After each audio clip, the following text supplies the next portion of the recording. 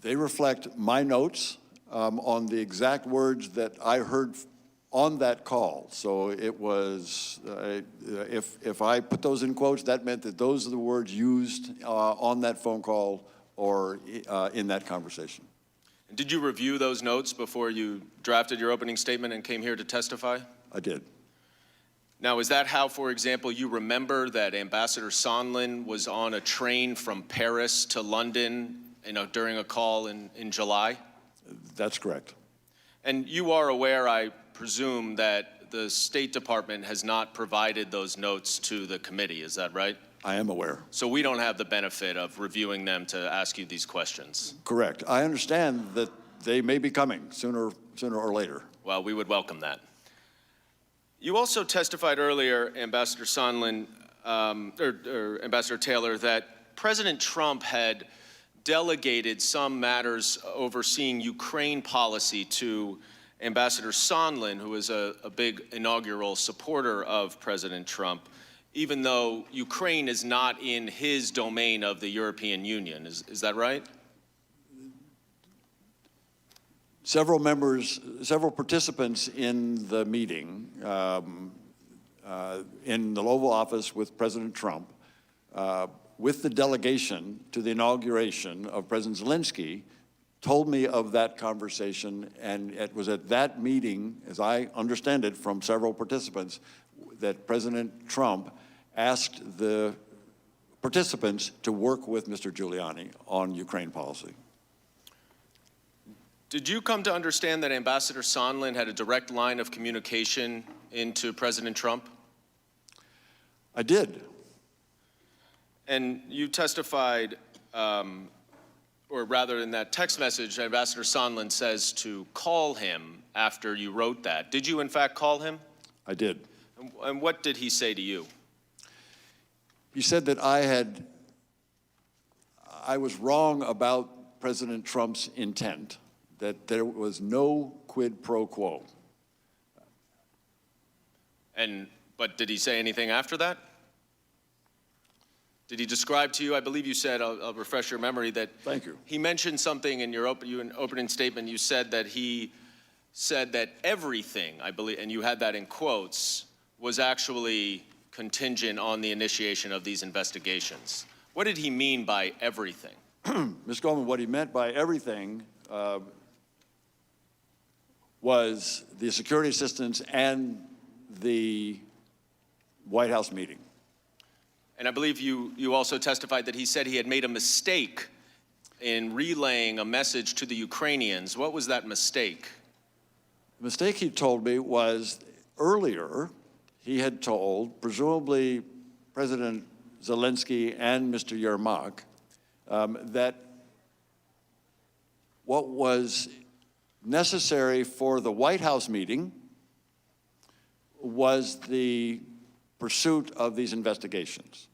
And he said he recognized that that was a mistake. It was not just the White House meeting that was dependent on the investigations.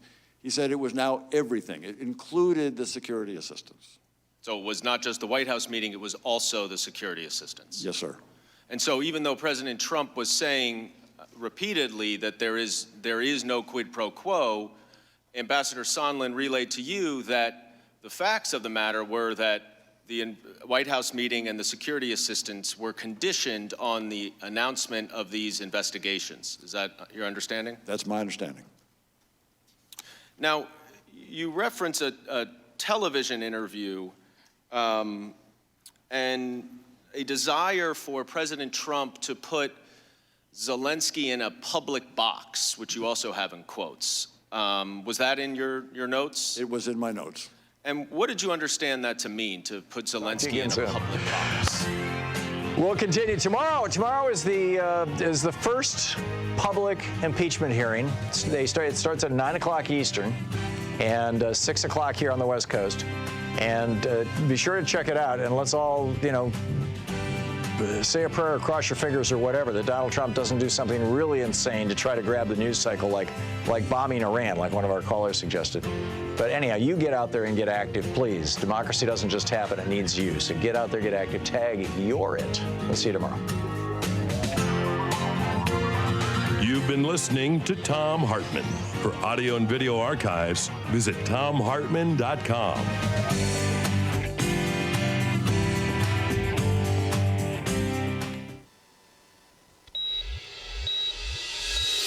Hello, I'm Casey Hobbs. And I'm Shane Mason, and we're the hosts of Nurse Talk Radio. Here's what we're talking about this week.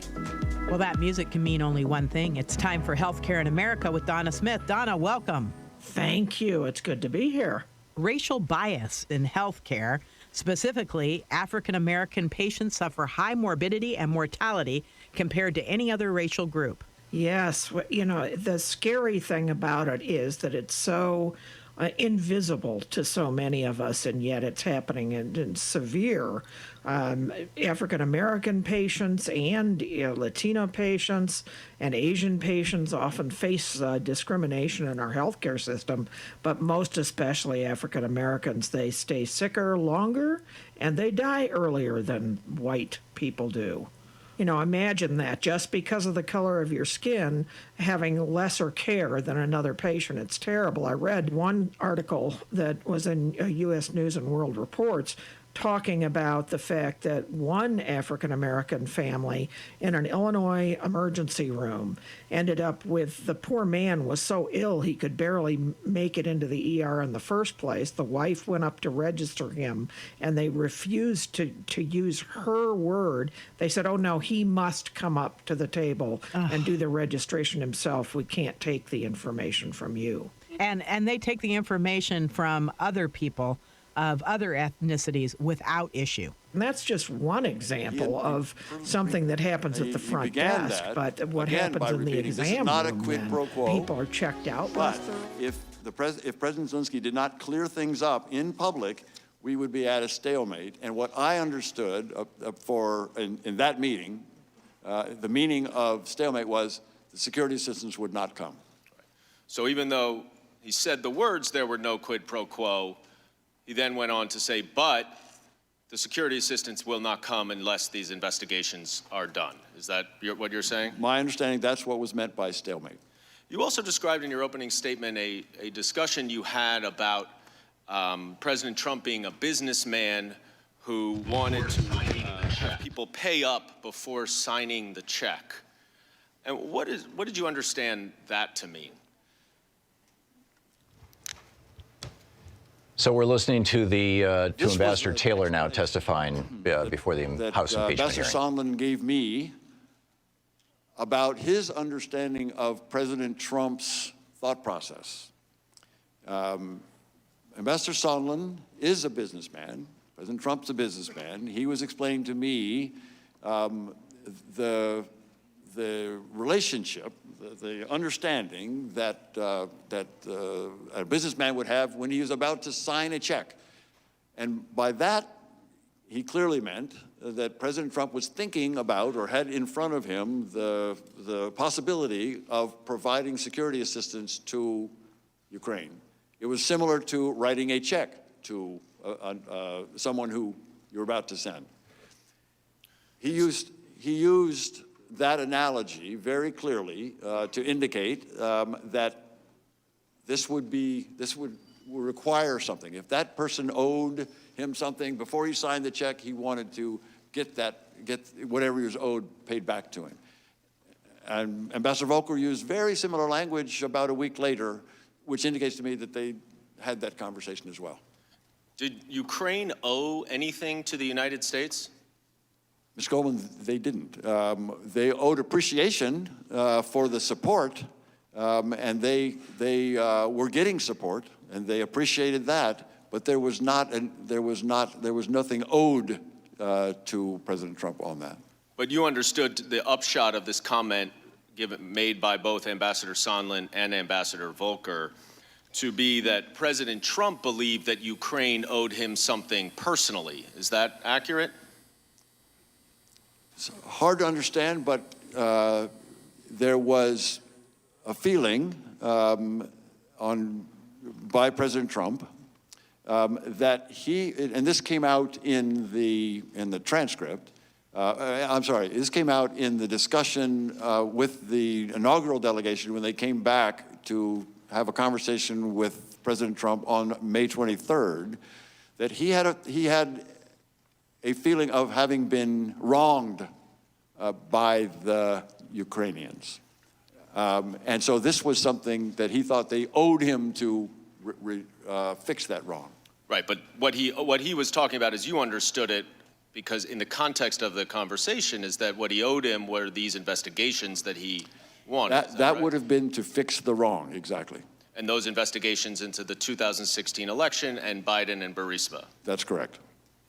Now, during this early period in September, we've talked a little bit about the fact that you continually heard that the president was repeatedly saying that there was no quid pro quo. Is that right? That's correct. And he still says that repeatedly today. But regardless of what you call it, whether it's a quid pro quo, bribery, extortion, abuse of power of the office of the presidency, the fact of the matter, as you understood it, is that security assistance and the White House meeting were not going to be provided unless Ukraine initiated these two investigations that would benefit Donald Trump's reelection. Is that what you understood the facts to be?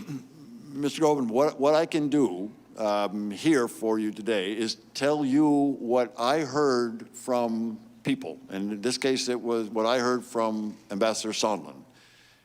He described conditions for the security assistance and the White House meeting in those terms. That is, that were dependent upon, conditioned on pursuing these investigations. And you heard that from Ambassador Sondland himself, correct? Correct. And you also heard a similar story from Mr. Morrison as well, is that right? Who also talked to Ambassador Sondland about the conversations that he had in Warsaw with Ukrainians. And what Mr. Morrison recounted to you was substantially similar to what Mr. Sondland recounted to you, right? Yes.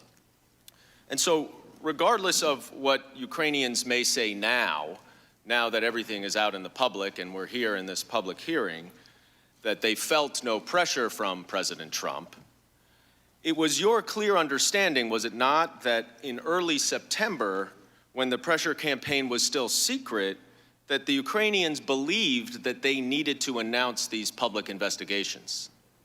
Is that right? Mr. Goldman, I know that the Ukrainians were very concerned about the security assistance. And I know that they were prepared or preparing to make a public statement, that is, with a CNN interview, that was being planned. Those are the two pieces that I know. And that CNN interview was to announce these investigations as you understood it, right? That was the implication. That was certainly the implication. We've been focused a lot on the September timeframe, but I want to go back 2 months to July, before the July 25th call.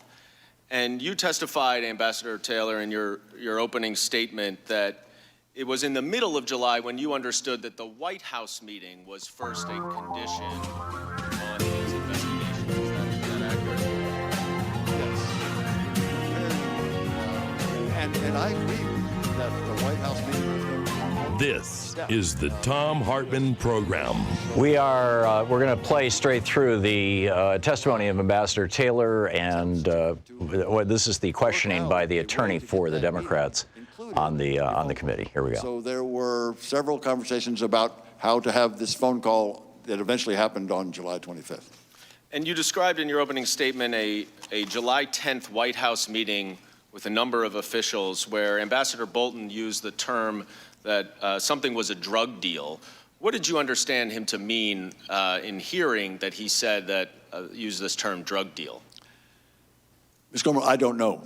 I don't know what Ambassador Bolton had in mind. And was that in reference to a discussion in that meeting related to the White House meeting that President Zelensky wanted and in connection to the investigations?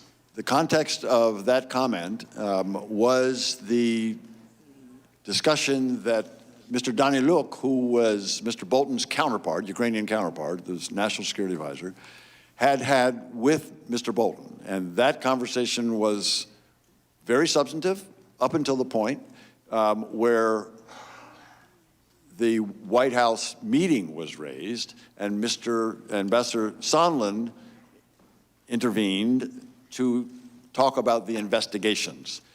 It was at that point that Ambassador Bolton ceased the meeting, closed the meeting, finished the meeting, and told his staff to report this meeting to the lawyers. And he also later then indicated to Fiona Hill, who was also a participant on NSC staff, that he, Ambassador Bolton, didn't want to be associated with this drug deal. So it was, the implication was it was the domestic politics that was being cooked up. And did Ambassador Sondland say this in front of the Ukrainian officials, to your understanding? Ambassador Sondland, in the meeting where Ambassador Bolton was having a conversation with his counterpart, raised the issue of investigations being important to come before the White House meeting that had just been raised. And Ukrainian officials were there? And Ukrainian officials were in that meeting, yes, sir.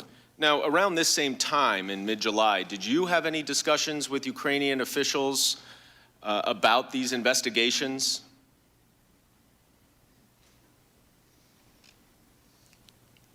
I don't recall. Well, let me show you a text message that you wrote on July 21st, where you wrote it again to Ambassadors Sondland and Volker. And if you could just read what you wrote here on July 21st. Gordon, one thing Kurt and I talked about yesterday was Sasha Daniluk's point that President Zelensky is sensitive about Ukraine being taken seriously, not merely as an instrument in Washington domestic re-election politics. And Sasha Daniluk, I think you just said, is Ambassador Bolton's counterpart, right? He's the National Security Advisor to the, he's no longer, but was at the time. What did you understand it to mean when that Zelensky had concerns about being an instrument in Washington domestic re-election politics?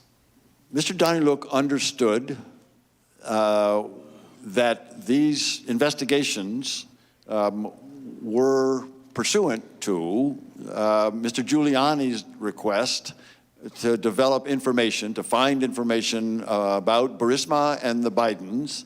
This was very well known in public. Mr. Giuliani had made this point clear in several instances in the beginning, in the springtime. And Mr. Daniluk was aware that that was a problem. And would you agree that because President Zelensky is worried about this, they understood at least that there was some pressure for them to pursue these investigations? Is that fair? Mr. Daniluk indicated that President Zelensky certainly understood it, that he did not want to get involved in these type of activities. Now, I'm going to move ahead now to July 25th, which was when President Trump and President Zelensky had the phone call. But before we get to the phone call, I want to show both of you a text message, neither of you is on this text message. It is between Ambassador Volker and Andrei Yermak, a top aide to President Zelensky. I will read it because neither of you is on it. Ambassador Volker says, "Good lunch, thanks. Heard from White House, assuming President Z convinces Trump he will investigate / get to the bottom of what happened in 2016, we will nail down date for visit to Washington. Good luck, see you tomorrow, Kurt." And this was a half hour, less than a half hour before the call actually occurred. Now, Ambassador Taylor, was Ambassador Volker with you in Ukraine at this time? He was.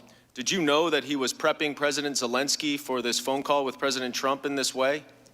Not in this way, Mr. Goldman, but I knew that Ambassador Volker was prepping Ukrainians for the phone call earlier on. That is, at a meeting in Toronto on July 2nd, Ambassador Volker had a conversation with President Zelensky and had indicated in a phone call that he, at that time, was going to talk President Zelensky, through the steps that need to be taken in order to get to the phone call.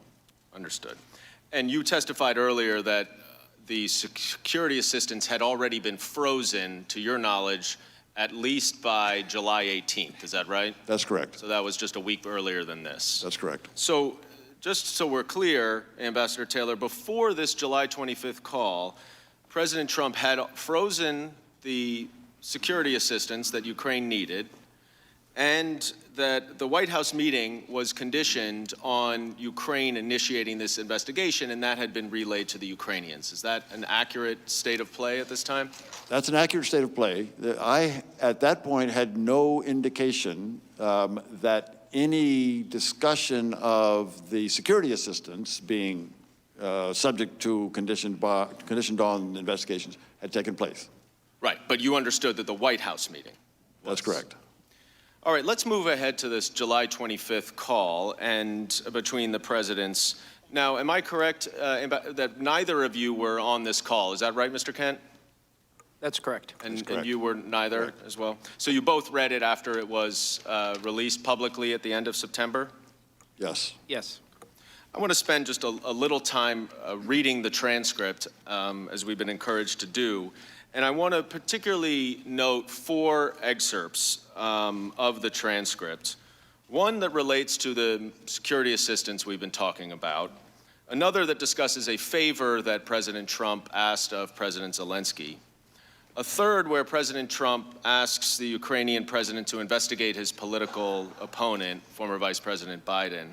And then a final one where the Ukrainian president directly links the desired White House visit to the political investigations that President Trump wanted. So let's look at the first excerpt, which is near the beginning of the call when President Zelensky discusses the military aid that the U.S. provides to Ukraine. He says, "I would also like to thank you for your great support in the area of defense. We are ready to continue to cooperate for the next steps. Specifically, we are almost ready to buy more javelins from the United States for defense purposes." Now, at the time of this phone call, Ambassador Taylor and Mr. Kent, you both knew that the aid had been frozen. Is that right? That's Yes. correct. And Ambassador Taylor, you testified that President Trump obviously also knew that the aid had been frozen as well, since he was responsible for doing that. Is that correct? That's what I had been told. That's what we heard on that conference call, yes. But to neither of your knowledge, the Ukrainians were not aware of that at that point. Not to my knowledge. Not to my knowledge. But right after President Zelensky thanks President Trump for his great support in the area of defense, President Trump then says, and we'll go to the next excerpt, "I want you to do us a favor, though, because our country has been through a lot and Ukraine knows a lot about it. I would like you to find out what happened with this whole situation with Ukraine. They say CrowdStrike. I guess you have one of your wealthy people. The server, they say Ukraine has it." And then at the end of the paragraph, he says, "Whatever you can do, it's very important that you do it if that's possible." Now, Mr. Kent, you've testified a little bit about how important this White House meeting was to President Zelensky. How would you expect a new Ukrainian president to interpret a request for a favor from the President of the United States? I cannot interpret the mind of President Zelensky other than to say that it was very clear that what they were hoping to get out of this meeting was a date and a confirmation that he could come to Washington. Obviously, you can't put yourself in the mind, but if the Ukrainian president for a country that's so dependent on the United States. This is Ambassador Kent for being all things, interrogated by including Daniel military Goldman, who assistance, is the attorney for the requested to do a Democrats on the committee. favor, how do you think the Ukrainians would interpret that?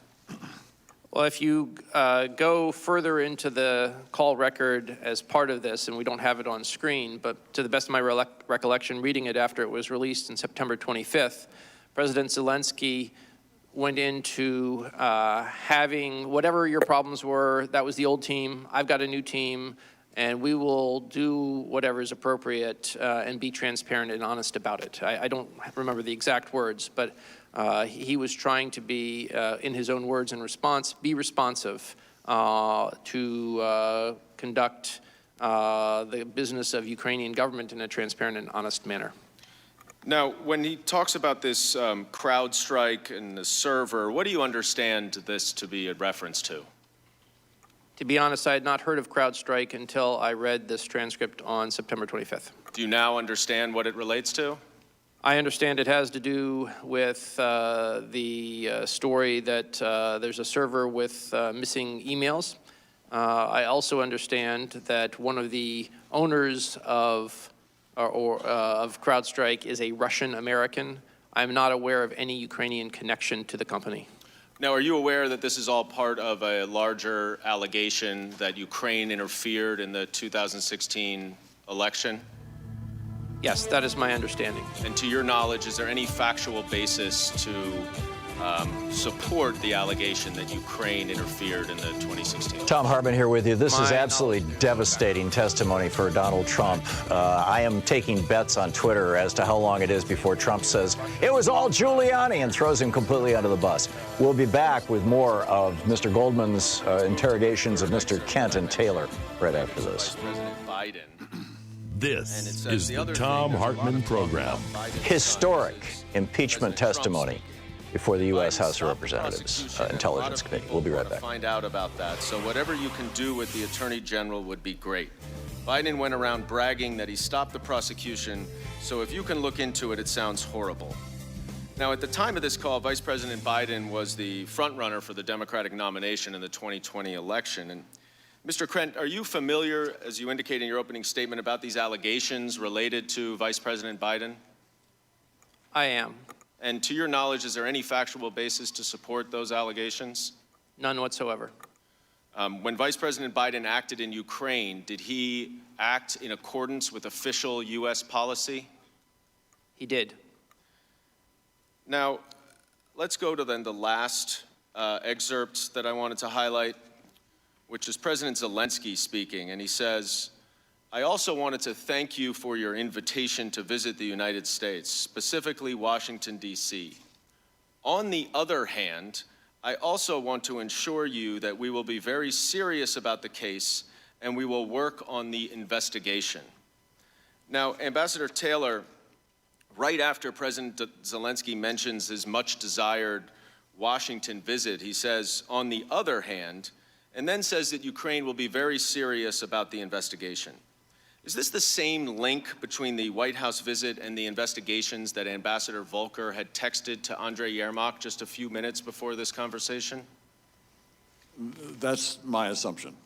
Now, just to summarize what we've just read in this July 25th call between the presidents, the Ukrainian president thanked President Trump for security assistance that President Trump had just frozen, to which President Trump responded that he wanted President Zelensky to do him a favor, though, by investigating the 2016 U.S. election and the Bidens.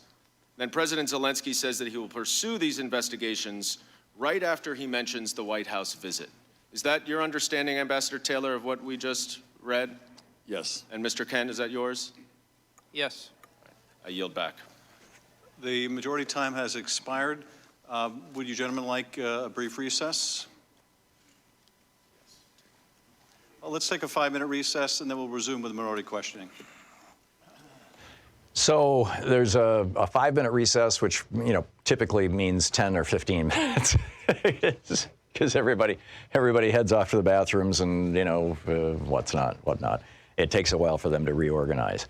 But this is absolutely remarkable. Marcy Wheeler over at emptywheel.net cataloged the 9 lies of Devin Nunes in his opening impeachment statement. She said, first of all, he opens it. He starts it with a lie. He says that Democrats accused Donald Trump of being an agent of Russia. Well, Democrats have never accused Donald Trump of being an agent of anybody other than himself and his, the Trump crime family.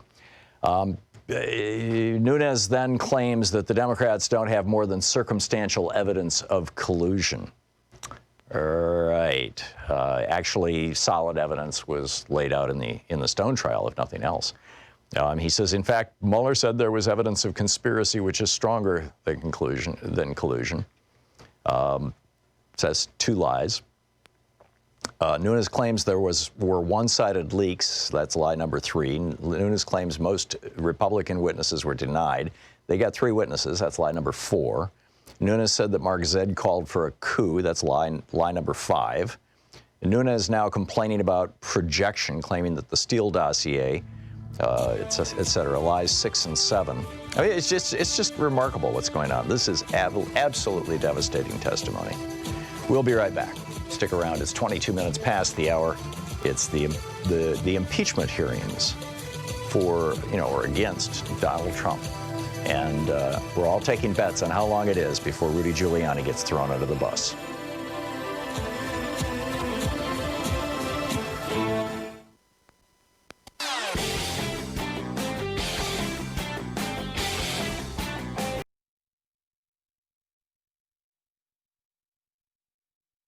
Thom Hartmann here. My new book, The Hidden History of the Supreme Court and the Betrayal of America, has arrived. What if the Supreme Court did not have the power to strike down laws? Discover the hidden history of judicial review and this scam called original intent. Learn how we can save the planet by modernizing the Supreme Court. And most important, how we can democratize the Supreme Court now before it's too late. From the time Americans wake up until the time we go to bed, everything we do, touch, ingest, breathe, and use has been touched by the Supreme Court. In this book, I lay out the history of the Supreme Court from Alexander Hamilton until how the court overstepped its constitutional powers. America does not belong to the kings and queens of the court. It belongs to the people. The Hidden History of the Supreme Court and the Betrayal of America is available now in fine bookstores everywhere.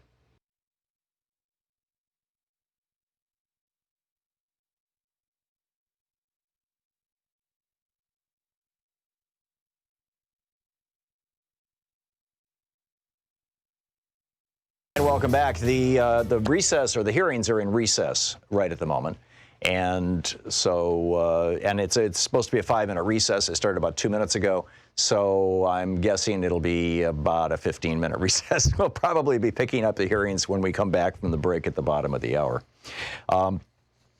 We have, Marcy Wheeler over at Empty Wheel cataloged the 9 lies of Devin Nunes in his opening statement.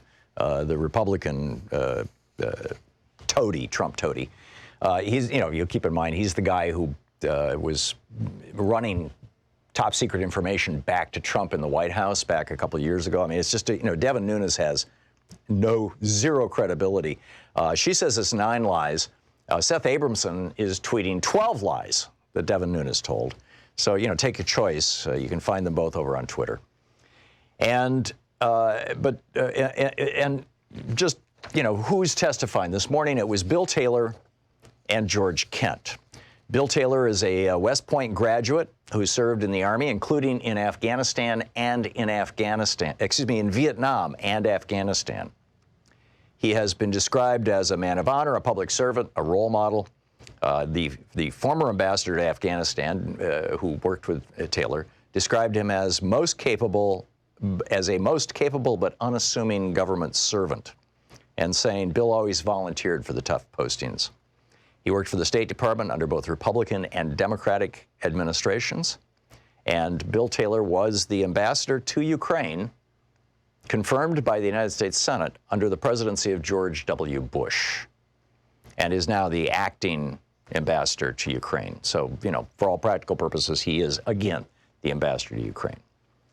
George Kent is a high-ranking State Department official. He works for the State Department. He oversees the U.S. relationships with Ukraine, Moldova, Belarus, Georgia, Armenia, and Azerbaijan. These are all former Soviet states. These are all countries that had been absorbed into the Soviet Union, and now, since the fall of the Soviet Union in 1991, have regained their independence, and some, like Ukraine, have been trying to move in the direction of democracy. Some, like Azerbaijan and Belarus, have been moving more and more rapidly in the direction of autocracy, of just, full-out kleptocratic autocracy. Kent oversees our relationship with those governments. He has served nearly 30 years as a nonpartisan career foreign service officer. He has served under 5 presidents, 3 Republicans and 2 Democrats. And right now, he is representing the United States as a diplomat in Warsaw, Kiev, Tashkent, Uzbekistan, and Bangkok. He was the deputy chief of mission in Kiev from 2015 to 2018. We'll be back with more after the break here at the bottom of the hour. Stick around.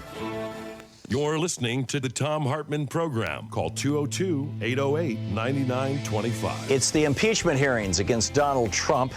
We will continue with the hearings, and, you know, if we're still in a break when we come back, we can even pick up your calls on.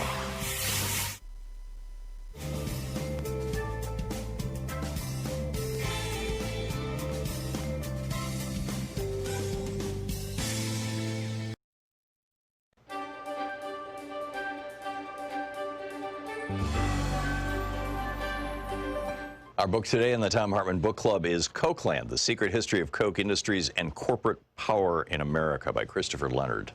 This is from the preface. On May 18th, 1981, 4 Wall Street bankers traveled to Wichita, Kansas. They went there to make an offer to Charles Koch, the CEO of an obscure mid-size energy company. The bankers from Morgan Stanley wanted to convince Koch to take his family's company public, offering shares for sale on the New York Stock Exchange. Their deal was squarely in line with the conventional wisdom of corporate America at the time. Going public was seen as a natural progression for companies like Koch Industries, offering them access to big pools of money and promising enormous paydays for the existing team of executives. All it required from the CEO was to surrender control. Morgan Stanley, in return, would collect a small fortune in fees. Charles Koch was 45 years old. He had run Koch Industries since he was 32 when his father died suddenly. He was trim, tall, and had an athlete's build. He spoke quietly in meetings and seemed almost passive. The bankers laid out their plan to take Koch public. They revealed what, to most executives at least, might have been the most significant detail. If Charles Koch agreed to the deal, he could earn $20 million overnight. The bankers seemed incredulous when they prepared a confidential memo about Koch's reaction. He does not want this cash, the memo reported. Charles Koch calmly explained to them why their offer made no sense. His company was breathtakingly profitable. It operated in vital, deeply complex corners of the American energy industry. During the 1980s, Koch Industries was the largest purchaser and transporter of U.S. crude oil. It owned an oil refinery. It employed teams of commodity traders who bought and sold a wildly diverse menu of raw materials and financial products, from gasoline to paper futures contracts. This might have encouraged most CEOs to take their company public. Koch Industries, however, did not want outsiders to know how much money its traders were earning. Taking the company public would expose too many of its secrets. The memo said, certain of Koch's commodity traders are particularly worried that their high salaries, once disclosed to the public, would be used against them by their trading partners. Secrecy was a strategic necessity for Koch Industries. Charles Koch did not want to surrender it. He also didn't want to surrender control. He had a specific, clear vision of how to run his company, and he didn't need Wall Street investors to interfere. If the bankers expected Charles Koch to go along with the conventional wisdom of their time, then they, like so many outsiders, did not understand him. Beneath his low-key veneer, Charles Koch was, at his core, a fighter. He had unmovable ideas about how things should be, and he did not back down when challenged. When he was challenged by his own brothers for control of Koch Industries, he fought them in a bitter legal battle that lasted decades. When he was challenged by members of a powerful labor union during his first years as CEO, he fought them even as they committed an act of industrial sabotage that nearly destroyed Koch's oil refinery. When the FBI and the U.S. Department of Justice launched a criminal investigation into Koch Industries' oil gathering business, Charles Koch fought them with every legal and political tool at his disposal.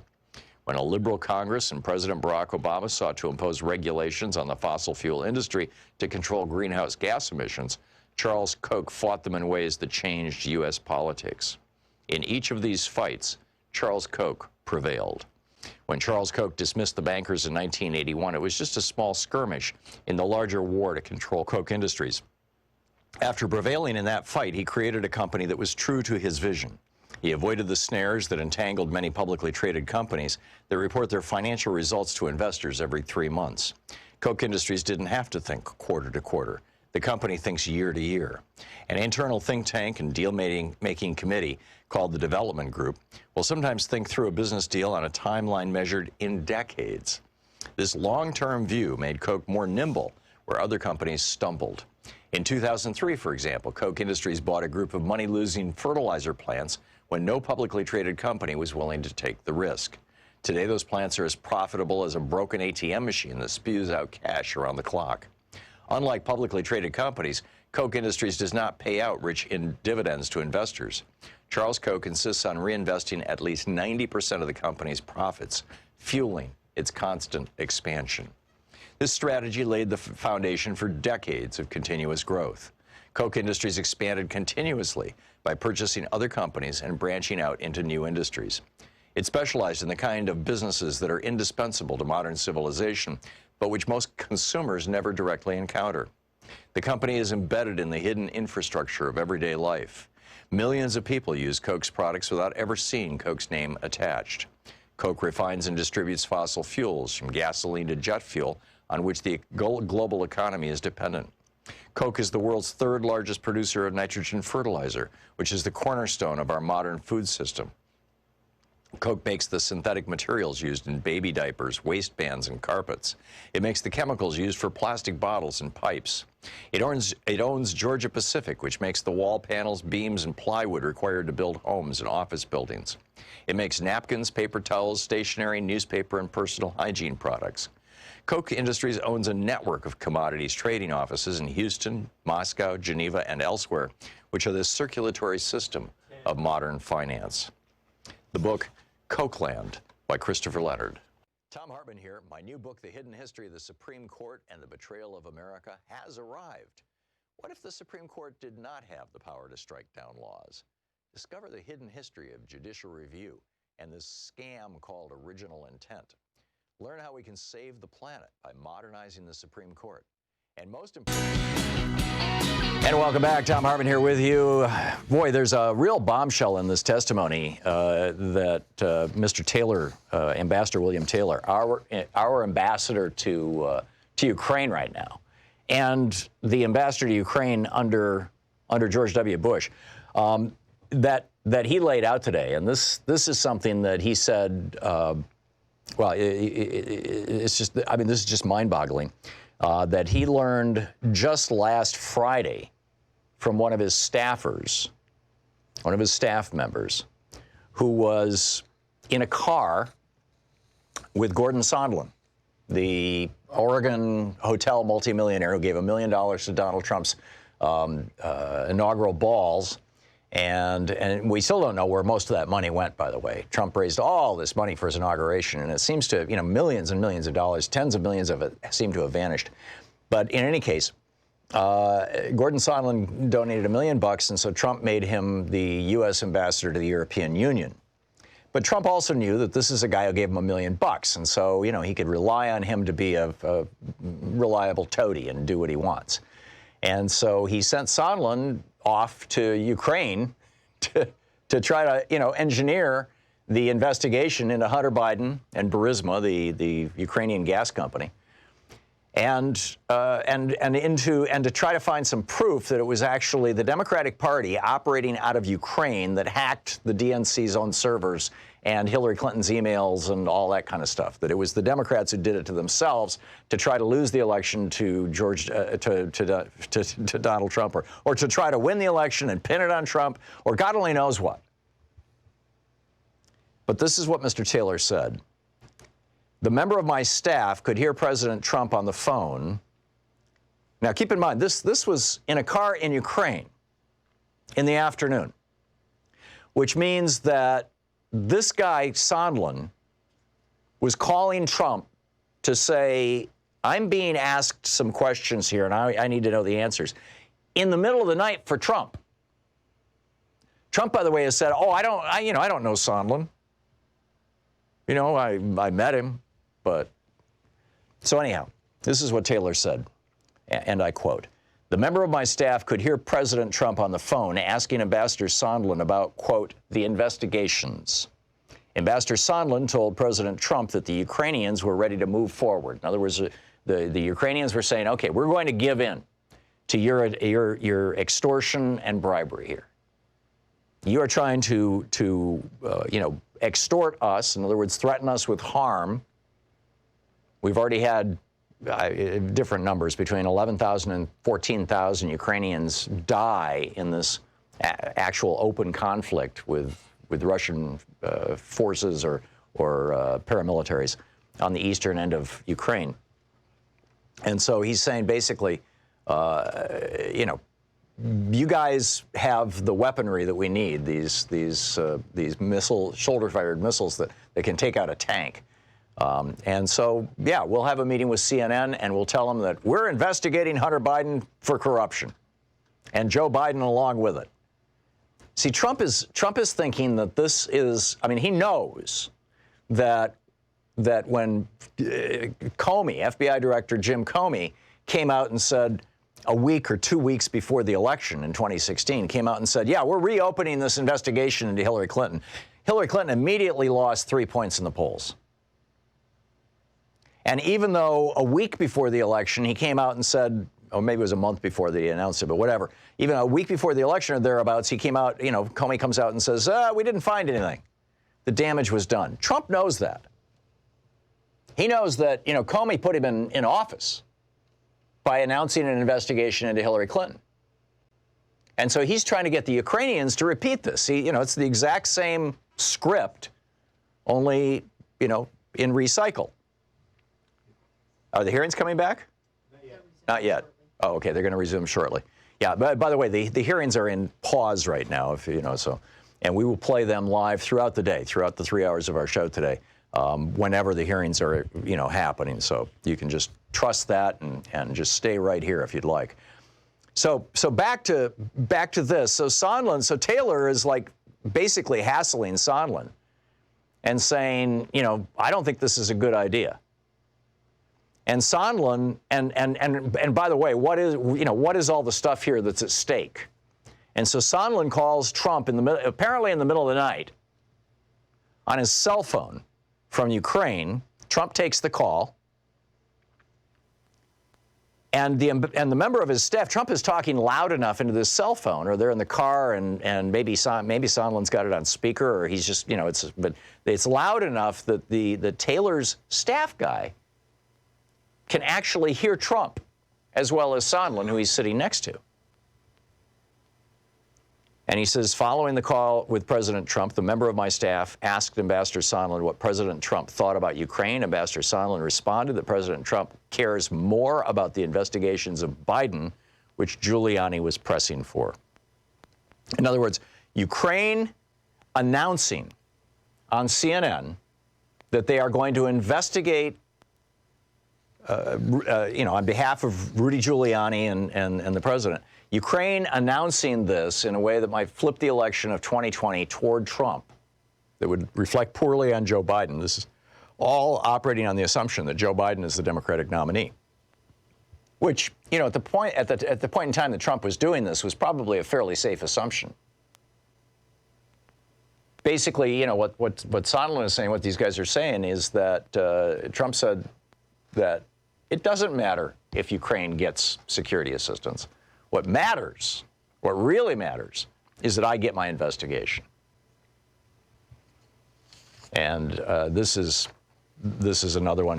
Last Friday, a member of my staff told me of events that occurred on July 26th, while Ambassador Volker, I think the hearing is going to resume any minute now, so I'm going to hold off on taking calls until probably the next break.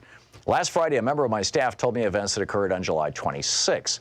While Ambassador Volker and I visited the front, this member of my staff accompanied Ambassador Sondland. Ambassador Sondland met with Mr. Yermak. Following the meeting in the presence of my staff at a restaurant, Ambassador Sondland called I said it was in a car. It was in a restaurant. Ambassador Sondland called President Trump and told him of his meetings in Kiev, or Kyiv, as apparently they pronounce it in Ukraine. The member of my staff could hear President Trump on the phone asking Ambassador Sondland about, quote, the investigations. Ambassador Sondland told President Trump that the Ukrainians were ready to move forward. Following the call, and then I shared that clip with you, he said that Trump cares more about the Biden investigations and all this sort of thing than anything else. So the chairman is back in his chair. They're shooing away the photographers. I'm guessing this is going to start again in maybe a minute or two. Just to bring you up to date, just a very quick recap. At the very beginning of the hearings, Chairman Schiff, Adam Schiff, Democrat from California, laid out basically the prosecutor's brief against Donald Trump for attempted bribery and extortion. And I would say, given the fact that the Ukrainians were willing to have the meeting with CNN and had the whistleblower's story not hit the news, the day before the president of Ukraine was willing to meet with CNN to basically do what Donald Trump wanted, it wouldn't have been attempted bribery and extortion. It would have been actual bribery and extortion. They're shooing the camera people away right now. So it's just this whole thing is just mind-boggling. So we're back. Oh, what happened? Where'd the audio go? I'm not hearing the audio. The call There it summary for which the Democrats want to impeach President Trump is dramatically different from their nefarious depiction of it. What it actually shows is a pleasant exchange between two leaders who discuss mutual cooperation over a range of issues. This is Democrats Devin claim this Nunes, call the Republican on the demonstrates committee. extortion, Now it's the Republicans' bribery, turn. and a host So of he's other gonna try and make a monstrous crimes being conspiracy committed case here that the President Democrats Zelensky. are just blowing smoke. Here President we go. Zelensky himself insists there was nothing improper whatsoever about the conversation. Indeed, the routine nature of the call helps to explain why, in this committee's last public hearing, Democrats recited a fictitious version of the call instead of reading the actual transcript. The Democrats depicted the president saying, quote, "I want you to make up dirt on my political opponent, understand? Lots of it, on this and on that," unquote. The transcript did not show President Trump saying anything remotely like that. The president did not ask Ukraine to make up dirt on anyone. But the Democrats are not trying to discover facts, they're trying to invent a narrative. And if the facts they need do not exist, then they'll just make it up. Not only does President Zelensky deny the Democrats' characterization of the call, but as Ambassador Taylor testified to this committee, the Ukrainians did not even know at the time of the call that a temporary delay was put on the security assistance for them. Furthermore, as the ambassador testified, these holds occur from time to time. Both he and Ambassador Volker were confident the delay would be lifted. And in fact, military aid to Ukraine has actually substantially improved since President Trump took office. Ambassador Taylor testified that President Trump was the first president to see that Ukraine was afforded Javelin anti-tank weapons. This was a very strong message that Americans are willing to provide more than blankets. This was the Obama administration's approach. Note this important fact. The security assistance was provided to Ukraine without the Ukrainians having done any of the things they were supposedly being blackmailed to do. So we're supposed to believe that President Trump committed a terrible crime that never actually occurred and which the supposed victim denies ever happened. I'd like to briefly speak about the core mistruth at the heart of the Democrats' impeachment drive. They claim the president tried to get the Ukrainians to, quote, manufacture dirt against his political rivals. This is supported by precisely zero evidence. Once again, the Democrats simply made it up. But let's consider the broader question about why President Trump may have wanted answers to questions about Ukraine meddling in 2016. The Democrats downplay, ignore, or outright deny the many indications that Ukrainians actually did meddle in the election. A shocking about-face for people who for 3 years argued that foreign election meddling was an intolerable crime that threatened the heart of our democracy. While the brazen suddenness of this U-turn is jarring, this denial is a necessary part of their argument. After all, if there actually were indications of Ukraine election meddling, and if foreign election meddling is a dire threat, then President Trump would have a perfectly good reason for wanting to find out what happened. And since the meddling was aimed against his campaign, he'd have good reason for sending his personal attorney to make inquiries about it. What's strange is that some of the witnesses at these hearings and previous depositions who express alarm about these inquiries were remarkably uninformed about these indications of Ukrainian election meddling and why the president may have been concerned by them. For example, I noted previously, Alexander Chalupa, a former staffer for the Democratic National Committee, admitted to Politico that she worked with officials at the Ukrainian embassy in Washington, D.C. to dig up dirt on the Trump campaign, which she passed on to the DNC and the Hillary Clinton campaign. Chalupa revealed that Ukrainian embassy officials themselves were also working directly with reporters to trade information and leads about the Trump campaign. Ambassador Kent, you didn't seem to be too concerned about it in the last round of questioning, so I'll just skip you because we know that wasn't a concern. But Ambassador Taylor, you testified to this committee that you only recently became aware of reports of this cooperation between Ukrainian embassy officials and Chalupa to undermine the Trump campaign. From your last deposition, is that correct? Mr. Nunes, it is correct that I had not known about this before. That's just going This is over your Devin last Nunes, deposition. the head Republican on the Intelligence Committee. Political article basically cites trying three to make named a Ukrainian case officials that there's nothing to asserting see that the here. Ukrainian We'll be embassy back. supported the Hillary Clinton You're campaign. listening to Thom It Hartmann. quotes Visit Ukrainian parliamentarian ThomHartmann.com for Andrei audio and Madomenko, video saying, archives. quote, It's the impeachment "It's hearings clear against they were Donald Trump. supporting Hillary Clinton's candidacy. They did everything from organizing meetings with the Clinton team to publicly supporting her to criticizing Trump. I think that they simply didn't meet with the Trump campaign because they thought Hillary would win," unquote. Ambassador Taylor, you testified you were unfamiliar with that statement. Is that correct? That's correct. You also said you were unaware that then Ukrainian ambassador to the U.S., Valerie Chalet, wrote an op-ed in The Hill during the 2016 presidential campaign criticizing then candidate Trump. Is that correct? That is correct. You said you did not know that Sergei Lyshenko, then a Ukrainian parliamentarian, had admitted that part of his motivation in spreading information about the so-called Black Ledger, a disputed document purporting to reveal corruption by a former Trump campaign official, was to undermine the Trump's candidacy. This was in your deposition. Is that still correct? That is still correct, sir. Thank you, Mr. Taylor. Fusion GPS contractor Nellie Orr testified to Congress that Lyshenko was a source for Fusion GPS's operation to dirty up the Trump campaign, including the compilation of the Steele dossier on behalf of the DNC and the Clinton campaign. You testified you were unaware that Lyshenko served as a source for that project. Ambassador Taylor, is this still correct? It is, sir. You said you did not know that Ukrainian Internal Affairs Minister Arsen Avakov mocked and disparaged then candidate Trump on Facebook and Twitter. Is that still correct? That is correct.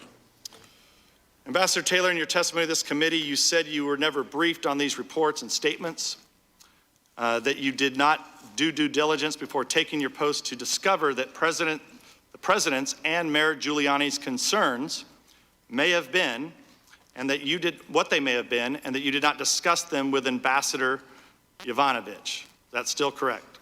Yes, sir. Furthermore, you said it upset you to hear about the many indications of Ukrainian election meddling.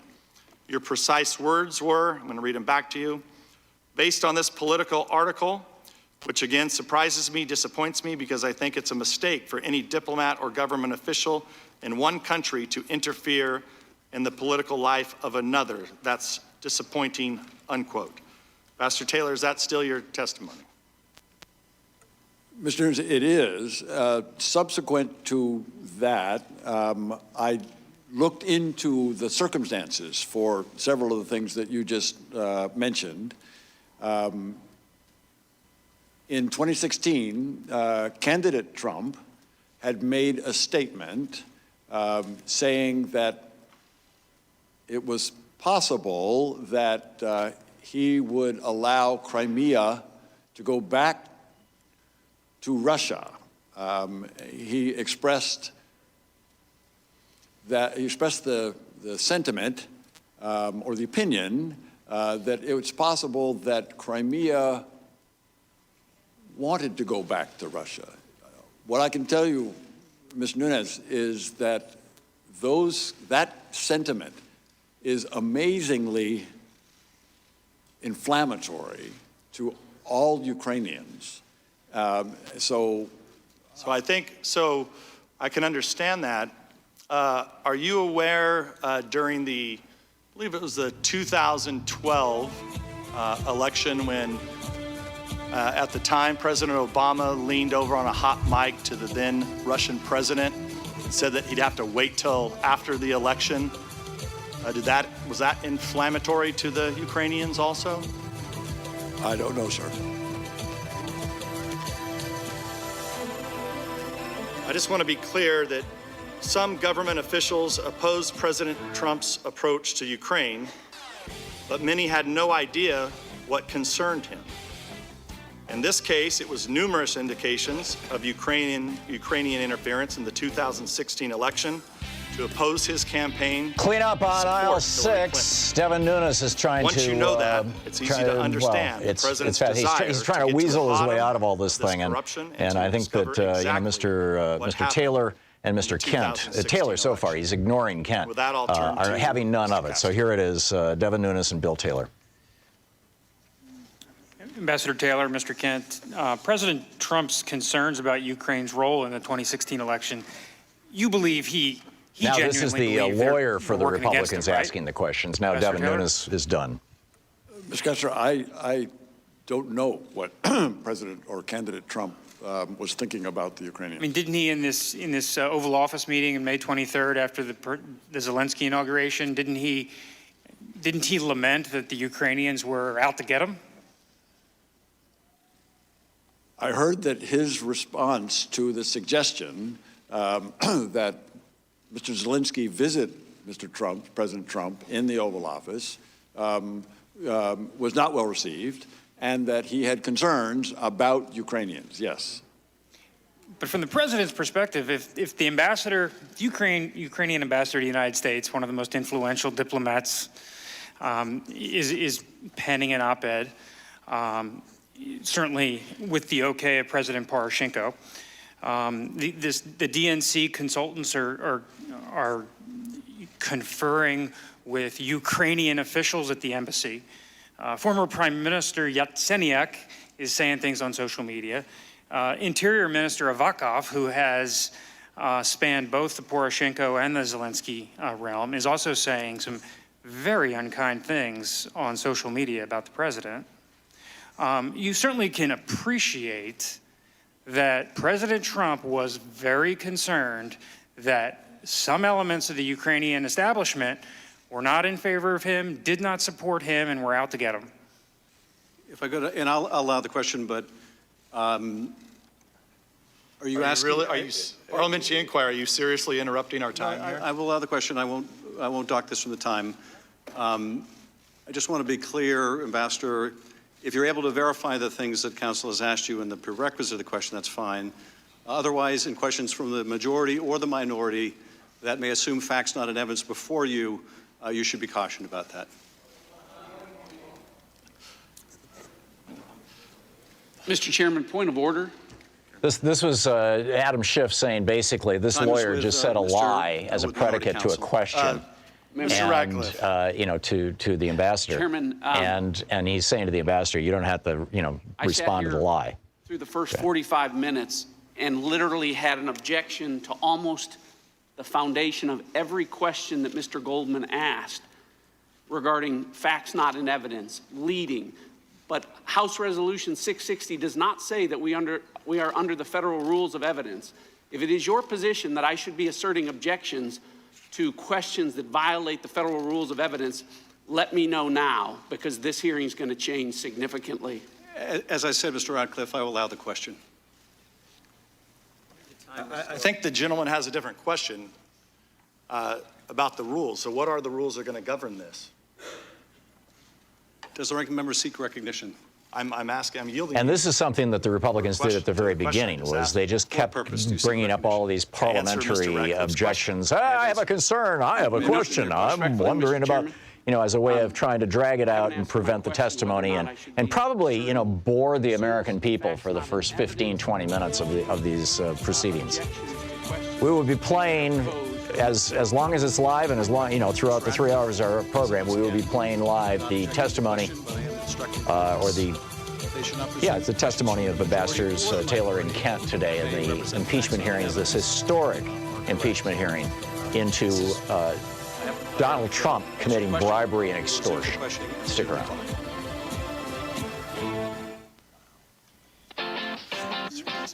You're listening to So you certainly can appreciate President Trump's concerns. Ms. Castor, I don't know the exact nature of President Trump's concerns. In my deposition, I recall you handed me the Politico article, which listed at least 3 of the elements that you have described earlier. And you've recognized, and I have confirmed with the ranking minority member, that it's first I'd heard of those and was surprised by those. I don't know President Trump's reaction to those. In the information published by Sergei Leshchenko, former Ukrainian investigative journalist, and then he was a member of the parliament, about the Manafort black ledgers in August of 2016. The very day that was published, Mr. Manafort resigned from the campaign, correct? I don't know, Mr. Castor. But certainly that gives rise to some concern that there are elements of the Ukrainian establishment that were out to get the president. That's a very reasonable belief of his. Correct? I don't know. The run-up to the 2016 election, there's many facts that remain unresolved. Agreed? I'm sorry, what's the question? There are many facts relating to the run-up of the 2016 election that remain unresolved. Any further? Well, Attorney General Barr in May of... we just had, our TV went down too. Internet. I think we just had an internet failure. Yeah, why don't you do that? Tells Isaiah, prepare for his sons a place of slaughter because of the iniquity of their fathers. With the United States through official channels to share that information, correct? Ms. Castor, can you say that one again? I'd appreciate it if you would restate the question. To the extent Ukraine has facts related to the run-up of the 2016 election that are under the U.S. Attorney Durham's probe, Ukraine should cooperate with the United States, and to the extent there are Ukrainians doing improper things, the Ukrainians ought to investigate that themselves, correct? Ms. Castor, the Ukrainian-American relations are very supportive. The Ukrainians will certainly be responsive to requests. So when the president on the call transcript of July 25th raises this with President Zelensky, and he urges that there be a connection between the Ukrainian government and the Justice Department officially, that's the appropriate way to raise an issue with the Ukrainian president, correct? It's appropriate for the Justice Department and the Prosecutor General to cooperate and to exchange information, yes. But to the extent the president has concerns and to the extent the Attorney General is having the U.S. Attorney Durham look into that, isn't it entirely appropriate for the president to flag this for President Zelensky and say that you should be in touch with our official channels? Ms. Castro, I don't know the precise appropriateness of these kinds of relations. Now, were you involved, either of you, involved with the preparation for the 725 call? I was not. I was not. And how do you account for that? You were the two of the key officials with responsibility for Ukrainian policy. If the President of the United States is going to have a call with the leader of Ukraine, why wouldn't you ordinarily be involved with the preparation? Sir, we work for the Department of State in an embassy overseas, and in preparation for a presidential phone call, that responsibility lies within the staff of the National Security Council. Normally, if there is enough sufficient time, national security staff can solicit information, usually from the State Department, and we can draw on the embassy. But that's only background information, and my understanding, having never worked at the National Security Council, is that national security staff write a memo to the president, and none of us see that outside of the national security staff. Okay, so the charge or the U.S. ambassador to the country wouldn't ordinarily be on a call with a foreign leader? That's correct. would not. And did Colonel Vindman or anyone at the National Security Council staff reach out to you, Mr. Kent, in preparation for the call? I was given notification the day before on July 24th, and to the extent I had any role, it was to reach out to the embassy, give them the heads up, and ask them to ensure that the secure communications link in the Office of the President of Ukraine was functional so the call could be patched through from the White House Situation Room. Did you provide any substantive advice to Colonel Vindman about the call and what ought to be the official position? I was not asked, and I did not provide. Okay. Same with you, Ambassador? The same. And the call was scheduled, you know, you testified earlier that the call was on again, off again. And after the July 10th meeting with Ambassador Bolton, the consensus was the call was not going to happen. Is that correct? I would not say that was a consensus. The State Department's position was that a call between the two presidents would be useful. And once Zelensky's party won the first ever absolute majority in parliamentary elections on July 21st, the idea of a congratulatory call made eminent sense from our perspective. Okay, and the call was scheduled. And did you get a readout, Ambassador Taylor, initially from the call? I didn't, Mr. Kessler. We all read the statement that the Ukrainians put out. I got a readout several days later from Mr. Morrison, National Security Council. Okay. And how about you, Mr. Kent? I likewise first saw the Ukrainian statement, and I believe the next day, July 26th, which would have been a Friday, I did get a partial readout from Lieutenant Colonel Vindman, yes. Ambassador Taylor, you said that the Ukrainian readout was cryptic. Is that just because it's initially written in Ukrainian and translated to the U.S.? No, it's, as a general rule, both the United States and other countries, including Ukraine, will put out very short summaries that kind of hit the highlights of the discussion, but without going into detail. Okay. And you mentioned it was cryptic. Why did you think it was cryptic?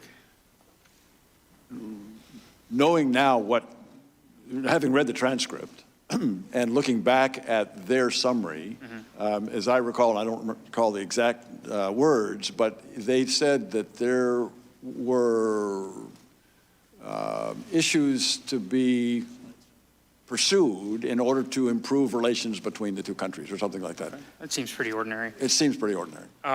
You were with President Zelensky the very next day? We were. We had a meeting with him the very next day. And did President Zelensky raise any concerns about his views of the call? He said, This is the Thom Hartmann Program. We're back. We're listening to Ambassador Taylor being interviewed by Steve Castor, the Republicans' lawyer. Here we go. This is Ambassador Taylor. I was happy with the call. Okay. And did you get any additional readouts subsequently about the call? Like, when did you first learn that the call contained things that concerned you? Was that not until September 25th? Mr. Morrison, as I say, briefed me several days later, before the end of July, and I think this is where I said in my testimony that he said it could have gone better, and he said that the call mentioned Mr. Giuliani. He also said that the call mentioned the former ambassador. Both of those were concerning. Giuliani was first raised on the call by President Zelensky, correct? I don't recall. Okay. It could have been. Well, I have it here if you'd like. Yeah, it's on page. Very good. Page 3. The first mention of Giuliani is from President Zelensky, and it's on page 3. And President Zelensky says, "I will personally tell you that one of my assistants spoke with Mr. Giuliani just recently, and we are hoping very much that Mr. Giuliani will be able to travel to Ukraine, and we will meet once he comes to Ukraine." Did that surprise you? Again, I didn't have the transcript at the time. All I heard was that Giuliani was mentioned. Mr. Morrison said that Giuliani was mentioned in the call. But the way Zelensky states it here, it sounds like he is very much looking forward to speaking with America's mayor. That's what I found out when I read the transcript on the 25th of September or so. Okay. Now, Mr. Kent, corruption in Ukraine is endemic, correct? That's correct. And it affects the courts, the prosecutors, and there have historically been problems with all the prosecutors in Ukraine, correct? I would say up until the new set of prosecutors appointed by President Zelensky in the last 2 months, correct. Okay, and so the U.S. government, the consensus hope at the State Department and the National Security Council and the White House is that Zelensky's the real deal. He's a real reformer. He's genuinely interested in rooting out corruption, prosecuting the bad guys, correct?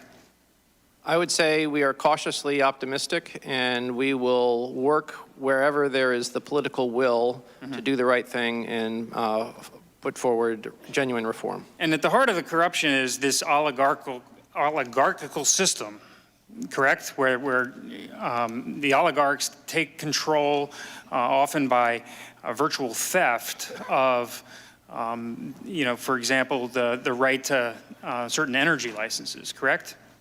That is one element, yes, sir.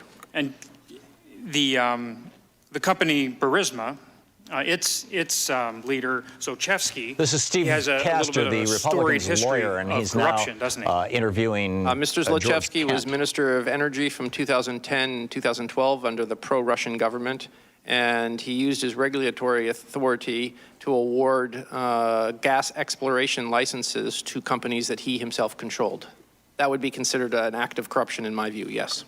And certainly self-dealing.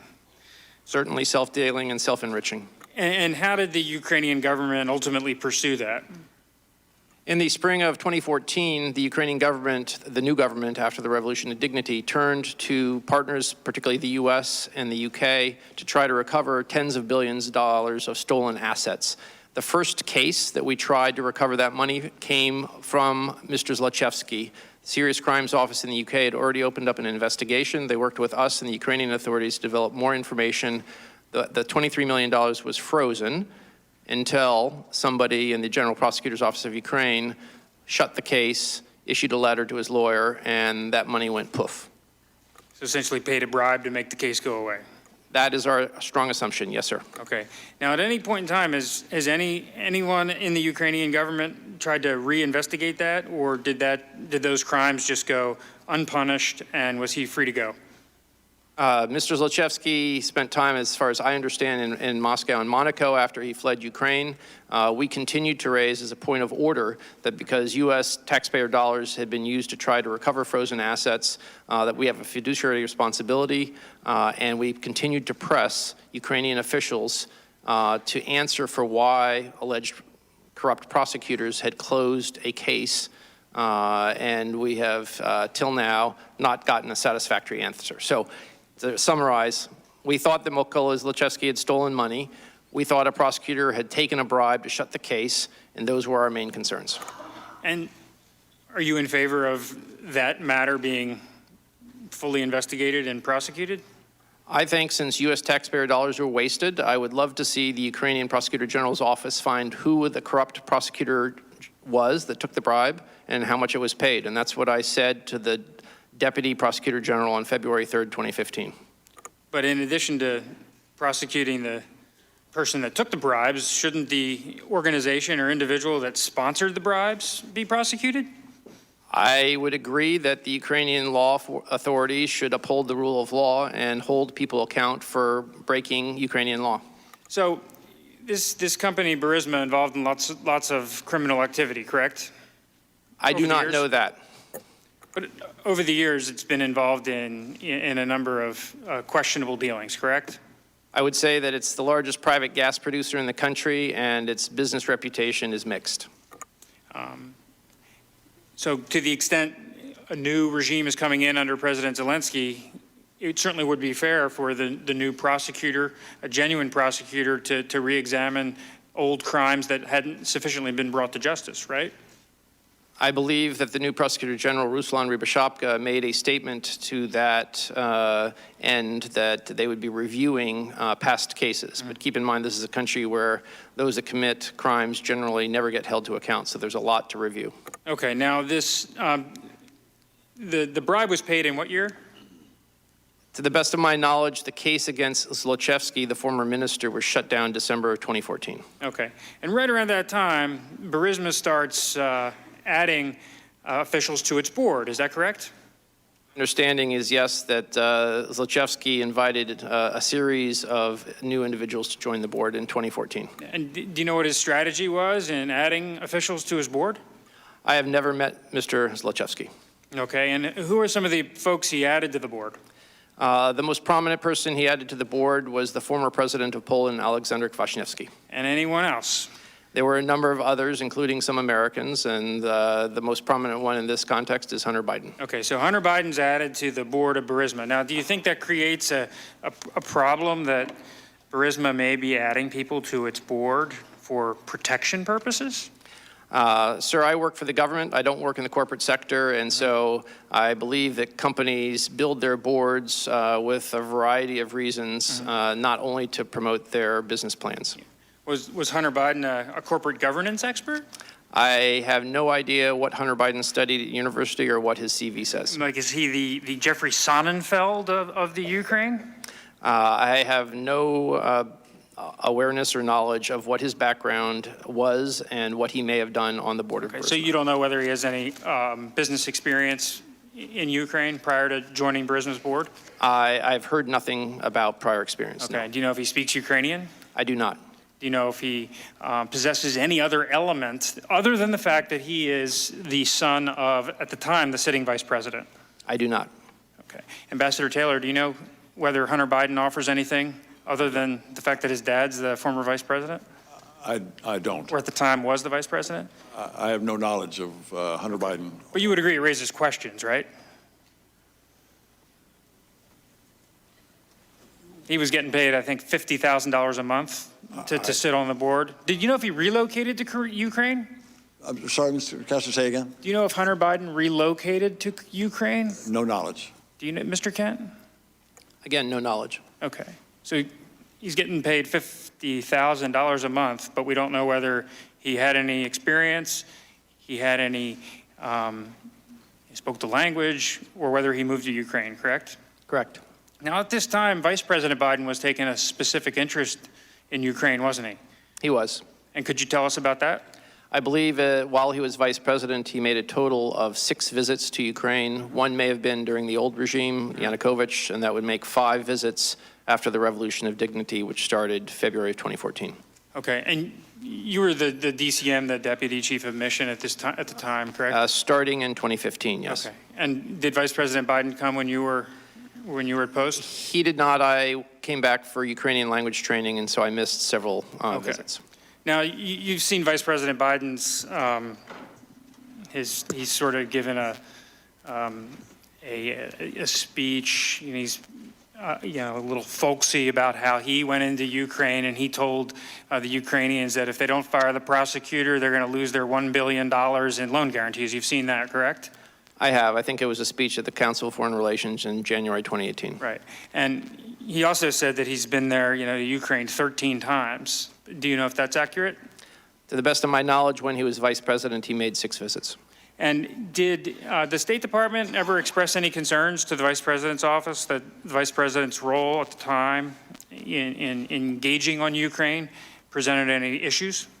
No, the Vice President's role was critically important. It was top cover to help us pursue our policy agenda.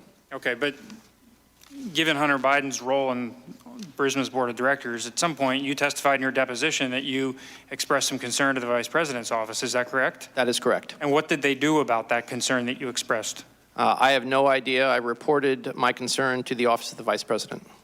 Okay, and that was the end of it? Nobody? Sir, you would have to ask people who worked in the Office of the Vice President during 2015. But after you expressed the concern of a perceived conflict of interest at the least, the Vice President's engagement in Ukraine didn't decrease, did it? Correct, because the Vice President was promoting U.S. policy objectives in Ukraine. And Hunter Biden's role on the board of Burisma didn't cease, did it?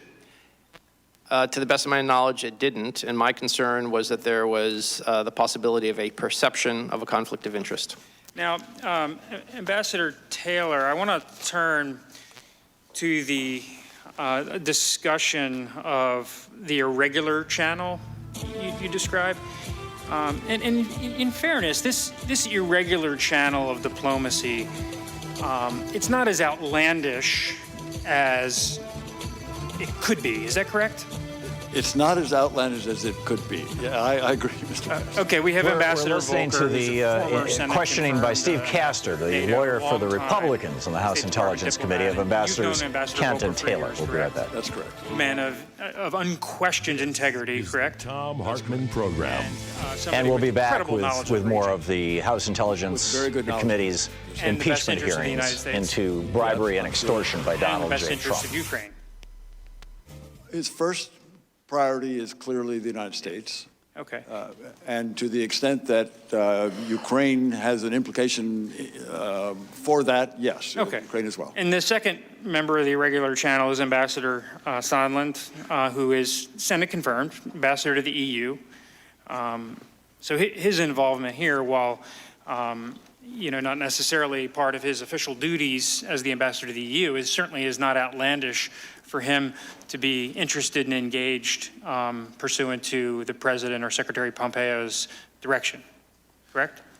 It's a little unusual for the U.S. ambassador to the EU to play a role in Ukraine policy. Okay. And, it might be irregular, but it's certainly not outlandish. And then Secretary Perry is the third member of the irregular channel. Certainly a, Senate-confirmed official, somebody with deep experience in energy markets, and he was pursuing some, liquefied natural gas projects in Ukraine. That's correct, Ms. Castor. So his involvement, Secretary Perry's involvement, is perfectly acceptable? It is. Okay. Now, this irregular channel as it developed, when did you determine that it became problematic? I mean, you in your opening statement identified yourself appropriately as the leader of the regular channel. At least a participant. Here's another leader of the regular channel. So when did you first develop concerns that the irregular channel was being problematic? So I arrived in Kyiv in mid-September. By late September, a couple of phone calls with... You arrived in Kyiv in June, right? June, sorry. I said, yeah, sorry. June 17th? Mid-June. Yep. June 17th, thank you. And so by the end of June, I had begun to hear references to investigations as something that would have to happen prior to the meeting that President Trump had offered to President Zelensky. Okay. And that began to raise questions for me. Okay. Now you've known Ambassador Volker, and you've certainly have a reason to know Ambassador Sondland. What did you do at this point, or did you ever try to wrest control of the irregular channel? I didn't try to wrest control of the irregular channel, do that. At the time when Well, why not? Why not though? If you have these concerns. Because, Ms. Castor, at the time, as Ambassador Kent, no, Deputy Assistant Secretary Kent testified, both channels were interested in having a meeting between President Zelensky and President Trump. So there's no reason to kind of wrest control if we're going in the same direction. But at some point, you developed concerns. I mean, your opening statement is here. I mean, you're the impeachment witness number one, and you're number two, Mr. Kent. For the case impeaching the President of the United States because of the concerns you've testified about the irregular channel, correct? I was concerned when the irregular channel appeared to be going against the overall the irregular channel is going against the overall direction of and purpose of the regular channel. So And as yes. I understand the record, however, when you arrived in Ukraine, you had the support of the Secretary and the Secretary's top advisor, Chancellor Ulrich Breckbuhl, correct? That is correct. And they assured you that if you had any concerns, you would be able to contact them and they would have your back. That is correct. And you knew going in that the Rudy Giuliani element presented some complexities, correct? I was concerned We just put about up a new video for Rudy Steve Giuliani's Steve Castor, the lawyer for the statements, Republicans, is interrogating and now Ambassador involvement Taylor. in the Ukraine policy. Yes. Okay, so when it genuinely became, a concern for you, what did you do to either engage Sondland and Volker and Perry, Giuliani? By the way, have you ever met Rudy Giuliani during these times relevant? Not during the times relevant. Mr. Giuliani visited Ukraine one time when I was there, I think in 2007 or 8. Okay. That's the only time I've met him. Okay. So you've never had any communications with Rudy Giuliani as part of these irregular channel business? That's matters? correct. That's correct. Okay. And anyway, getting back to my question, did you try to engage Breckbuhl or the Secretary, during this time period? I know you said that you had, I believe, an August 21st or 22nd telephone call with Breckbuhl. You had a July 10th telephone call with Breckbuhl, and then you sent a first-person cable to the Secretary on August 29th? That's correct. Is that sort of the universe of initiatives you took inside the State Department to raise your concerns about the irregular channel? I also raised my concerns with Deputy Assistant Secretary George Kent. In particular, early on when I think I may have mentioned this phone call that was odd in that it did not include the normal staff, indeed, Ambassador Sondland's staff, and that struck me as unusual. I consulted with Mr. Kent, and at his suggestion, made a note of this, and also I think at that point I had a conversation with Mr. Breckbuhl. That was a June 28th call, I believe? That's correct. And in your opening statement, you expressed some concerns about what Ambassador Sondland had said, but then once Zelensky got on the phone, it proceeded in a very regular channel way, correct? That's correct. Okay. So the June 28th call, at least in and of itself, didn't ultimately, as it played out, present any problems for you? The call with President Zelensky did not. The preparation for that call, the preparation included maybe 15 minutes of just the Americans that would stay on the call. Right. And that, again, that was a little irregular in that it didn't have the staff. It was also in that pre-call, in that 15 minutes, before President Zelensky got on the phone, where Ambassador Volker told the rest of the participants that he was planning to have a conversation with President Zelensky in Toronto in 3 days, 4 days, where he would outline for President Zelensky the important components of the phone call that we were trying to establish. Okay. And you didn't have any issue with that, did you? The only issue I had with that, Mr. Castor, was there was reference to investigations in, I believe that's, I'll have to check my notes on that, but there was raised issues for me that I didn't understand what Ambassador Volker had in mind that he was specifically going to raise with Mr. Zelensky. That was a little bit of a concern. Okay. I mean, the president's expressed his, interest in certain investigations, certainly relating to the 2016 election and relating to this corrupt Burisma outfit. So that wasn't inconsistent with the president's message, right?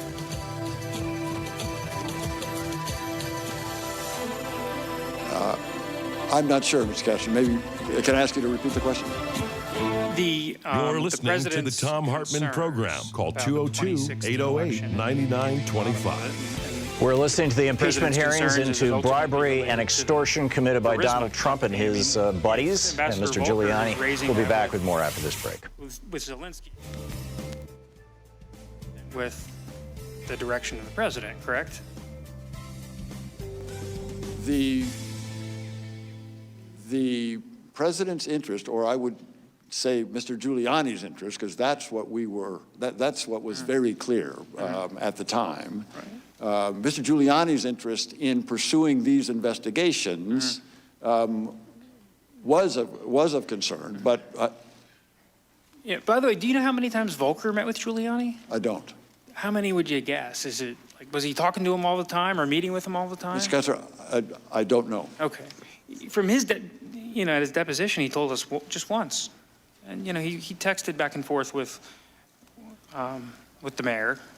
And it had a call or two, but it wasn't a pervasive engagement for Ambassador Volker. Were you aware of that? I was not aware. I was aware of one breakfast, I think, but that's the only one that I was aware of. And Mr. Kent, before my time expires, I want to circle back to the company of Burisma. And you testified at your deposition that there was an instance where USAID had engaged with Burisma and possibly sponsoring a program, and you took issue with that and recommended USAID to pull back from that. Could you tell us about that? So I became aware in the summer, I believe, of 2016 that as a part of what I recall was a clean energy awareness campaign, the part of the USAID mission that worked on economics and governance, including energy, had sponsored some sort of contest for young Ukrainians to come up with a theme, and there was a prize. I believe it may have been a camera. And they had co-sponsored, and with public-private partnership being a buzzword, having a co-sponsorship with Burisma. Given the past history of our interest in recovering stolen assets from Zlochevsky, it was my view that it was inappropriate for the embassy to be co-sponsoring a contest with Burisma. I raised that with the mission director at the embassy. She agreed, and the USAID mission kept the contest but dropped the public-private partnership sponsorship. The time of the gentleman has expired. We'll now move to 5-minute member rounds. I recognize myself for 5 minutes. Mr. Kent, I want to follow up on my colleague's questions regarding Burisma. You testified about a time when an oligarch named Zlochevsky, I think it was self-dealing, awarding himself contracts. When was that? To the best of my knowledge, he was Minister of Minister of Ecology under President Yanukovych from 2010 to 2012. And at the time, licenses to have substrata exploration of gas were awarded by a subdivision of the Ministry of Ecology. So this corrupt self-dealing then was approximately 7 years, at least 7 years before the events that bring us here today, the phone call on the 25th and the events around it? Correct. His time as minister was 2010 to 2012. Hunter Biden joined the board of Burisma in 2014. And you've read the call transcript, have you not? I have, and I have it in front of me, but I haven't read it for about a month. Is there any mention in the discussion with President Trump and President Zelensky of this oligarch Zlochevsky, who 7 years earlier had been self-dealing? To the best of my knowledge, no. Is there a discussion of awarding contracts to oneself or the corrupt acts in the 2012 to 2014 timeframe? To the best of my knowledge, no. Now, what the president brings up is CrowdStrike, the server, and the Bidens. Am I right? I see that here, yes. There was no discussion on that call of setting up an anti-corruption court or looking into corruption among oligarchs or companies in general. The president's comments were focused on two things, 2016 and the Bidens. Am I right? I believe so, yes. Now, you testified in your opening statement, I do not believe the United States should ask other countries to engage in selective politically associated investigations or prosecutions against opponents of those in power, because such selective actions undermine the rule of law regardless of the country.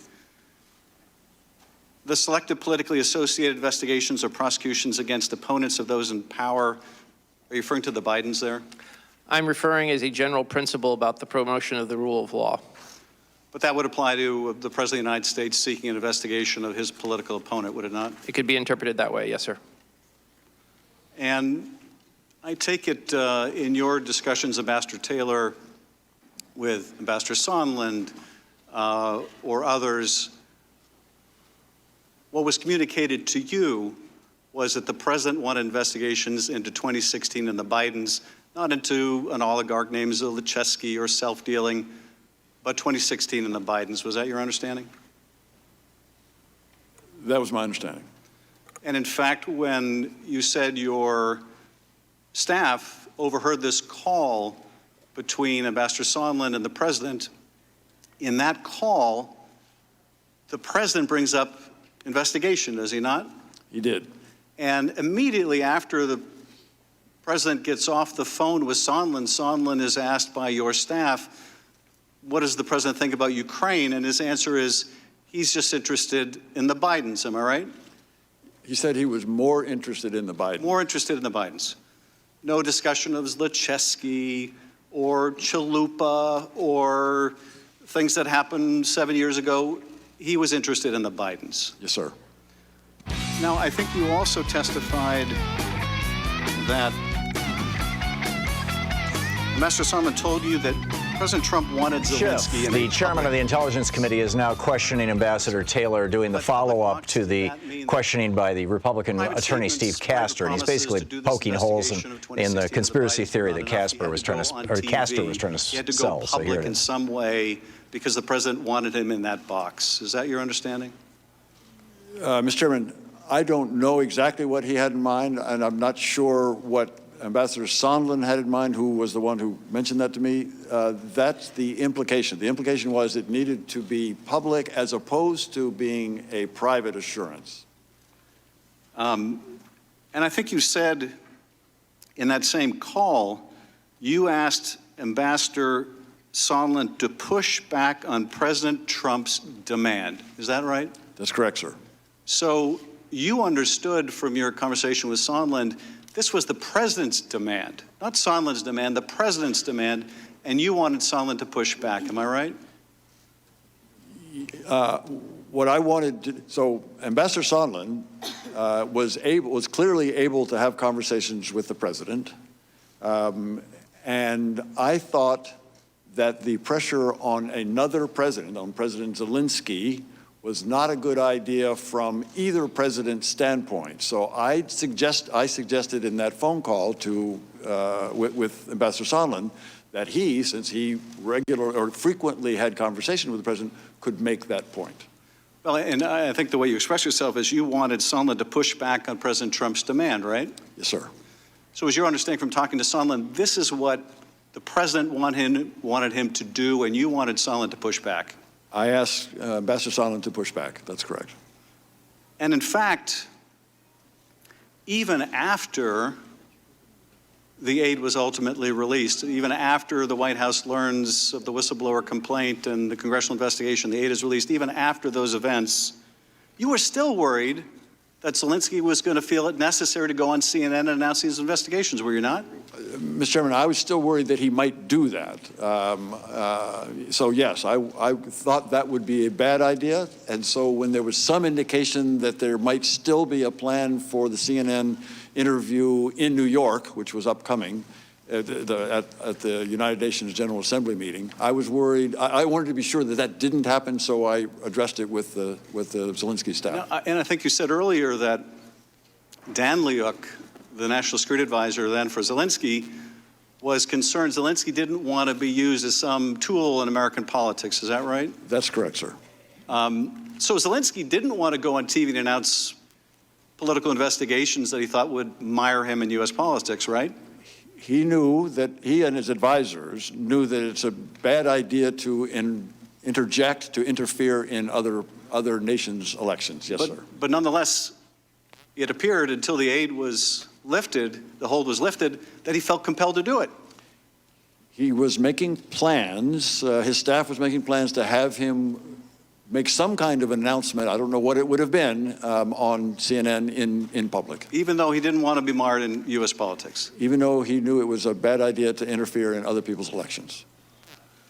Mr. Nunes, you are recognized for 7 minutes and 10 seconds. Thank the gentleman for that. Ambassador Taylor, you said in your deposition that the first time you heard about this issue with Rudy Giuliani, and I'm paraphrasing, but you read it in the New York Times. Is that correct? I do remember that. This is now Devin Nunes, the Republican number 2 guy on the Intelligence Mr. Giuliani being involved in this, in that article. Yes, sir. Okay. I think one of the mothers of all conspiracy theories is that somehow the President of the United States would want a country that he doesn't even like, he doesn't want to give foreign aid to have the Ukrainians start an investigation into Biden's. With that, I yield to Mr. Jordan. Thank the gentleman for yielding. Ambassador Taylor, thank you for being here. Aid's held up on July 18th, is that right? That's when I first heard about it, Mr. And then it's released, Ambassador Taylor, on September 11th. And we know that from your deposition, in those 55 days that aid is delayed, you met with President Zelensky 3 times. The first one was July 26th, the day after the famous call now between President Trump and President Zelensky. President Zelensky meets with you, Ambassador Volker, and Ambassador Sondland.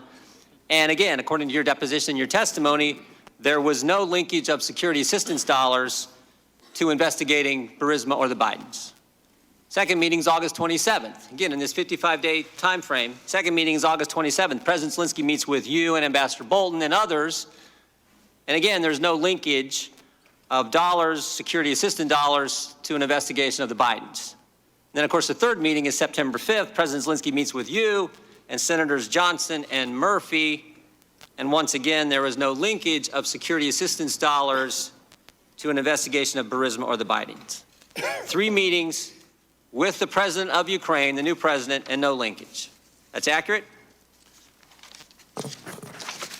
Ms. Jordan, it's certainly accurate on the first two meetings, because to my knowledge, the Ukrainians were not aware of the hold on assistance until the 29th of August. So the Politico article. The Politico article. The third meeting that you mentioned with the Senators Murphy and Senator Johnson, there was discussion of the security assistance, but no linkage. But there was not discussion of linkage. 3 meetings face-to-face with President Zelensky, no linkage. Yet, in your deposition, you said this, and you said it again the first hour of the majority. My clear understanding was security assistance money would not come until President Zelensky committed to pursue the investigation. My clear understanding was they weren't going to get the money until President Zelensky committed to pursue the investigations. Now, with all due respect, Ambassador, your clear understanding was obviously wrong, because it didn't happen. President Zelensky didn't announce he was going to investigate Burisma or the Bidens. He didn't do a press conference and say, I'm going to investigate the Bidens, we're going to investigate Burisma. He didn't tweet about it, and you just told the ranking member he didn't do the CNN interview and announce he's going to investigate Burisma or the Bidens. So 3 face-to-face meetings, it doesn't come up. No linkage whatsoever. President Zelensky doesn't announce it before the aid is released on the 11th.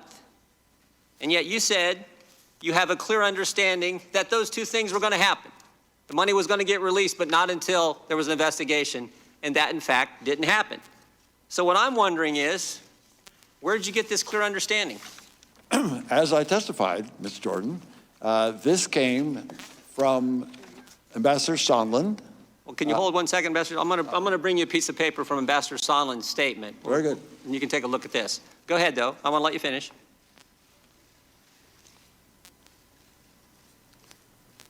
So, Ms. Jordan, should I read this or? No, I just want you to have it because I'm going to read it. Oh, very good, very good. Yeah, but I wanted you to go ahead and finish. You said, Ambassador, you got this from Ambassador Sondland. That is correct. Ambassador Sondland also said that he talked to President Zelensky and Mr. Yermak and had told them that although this was not a quid pro quo, if President Zelensky did not clear things up in public, we would be at a stalemate. That was one point.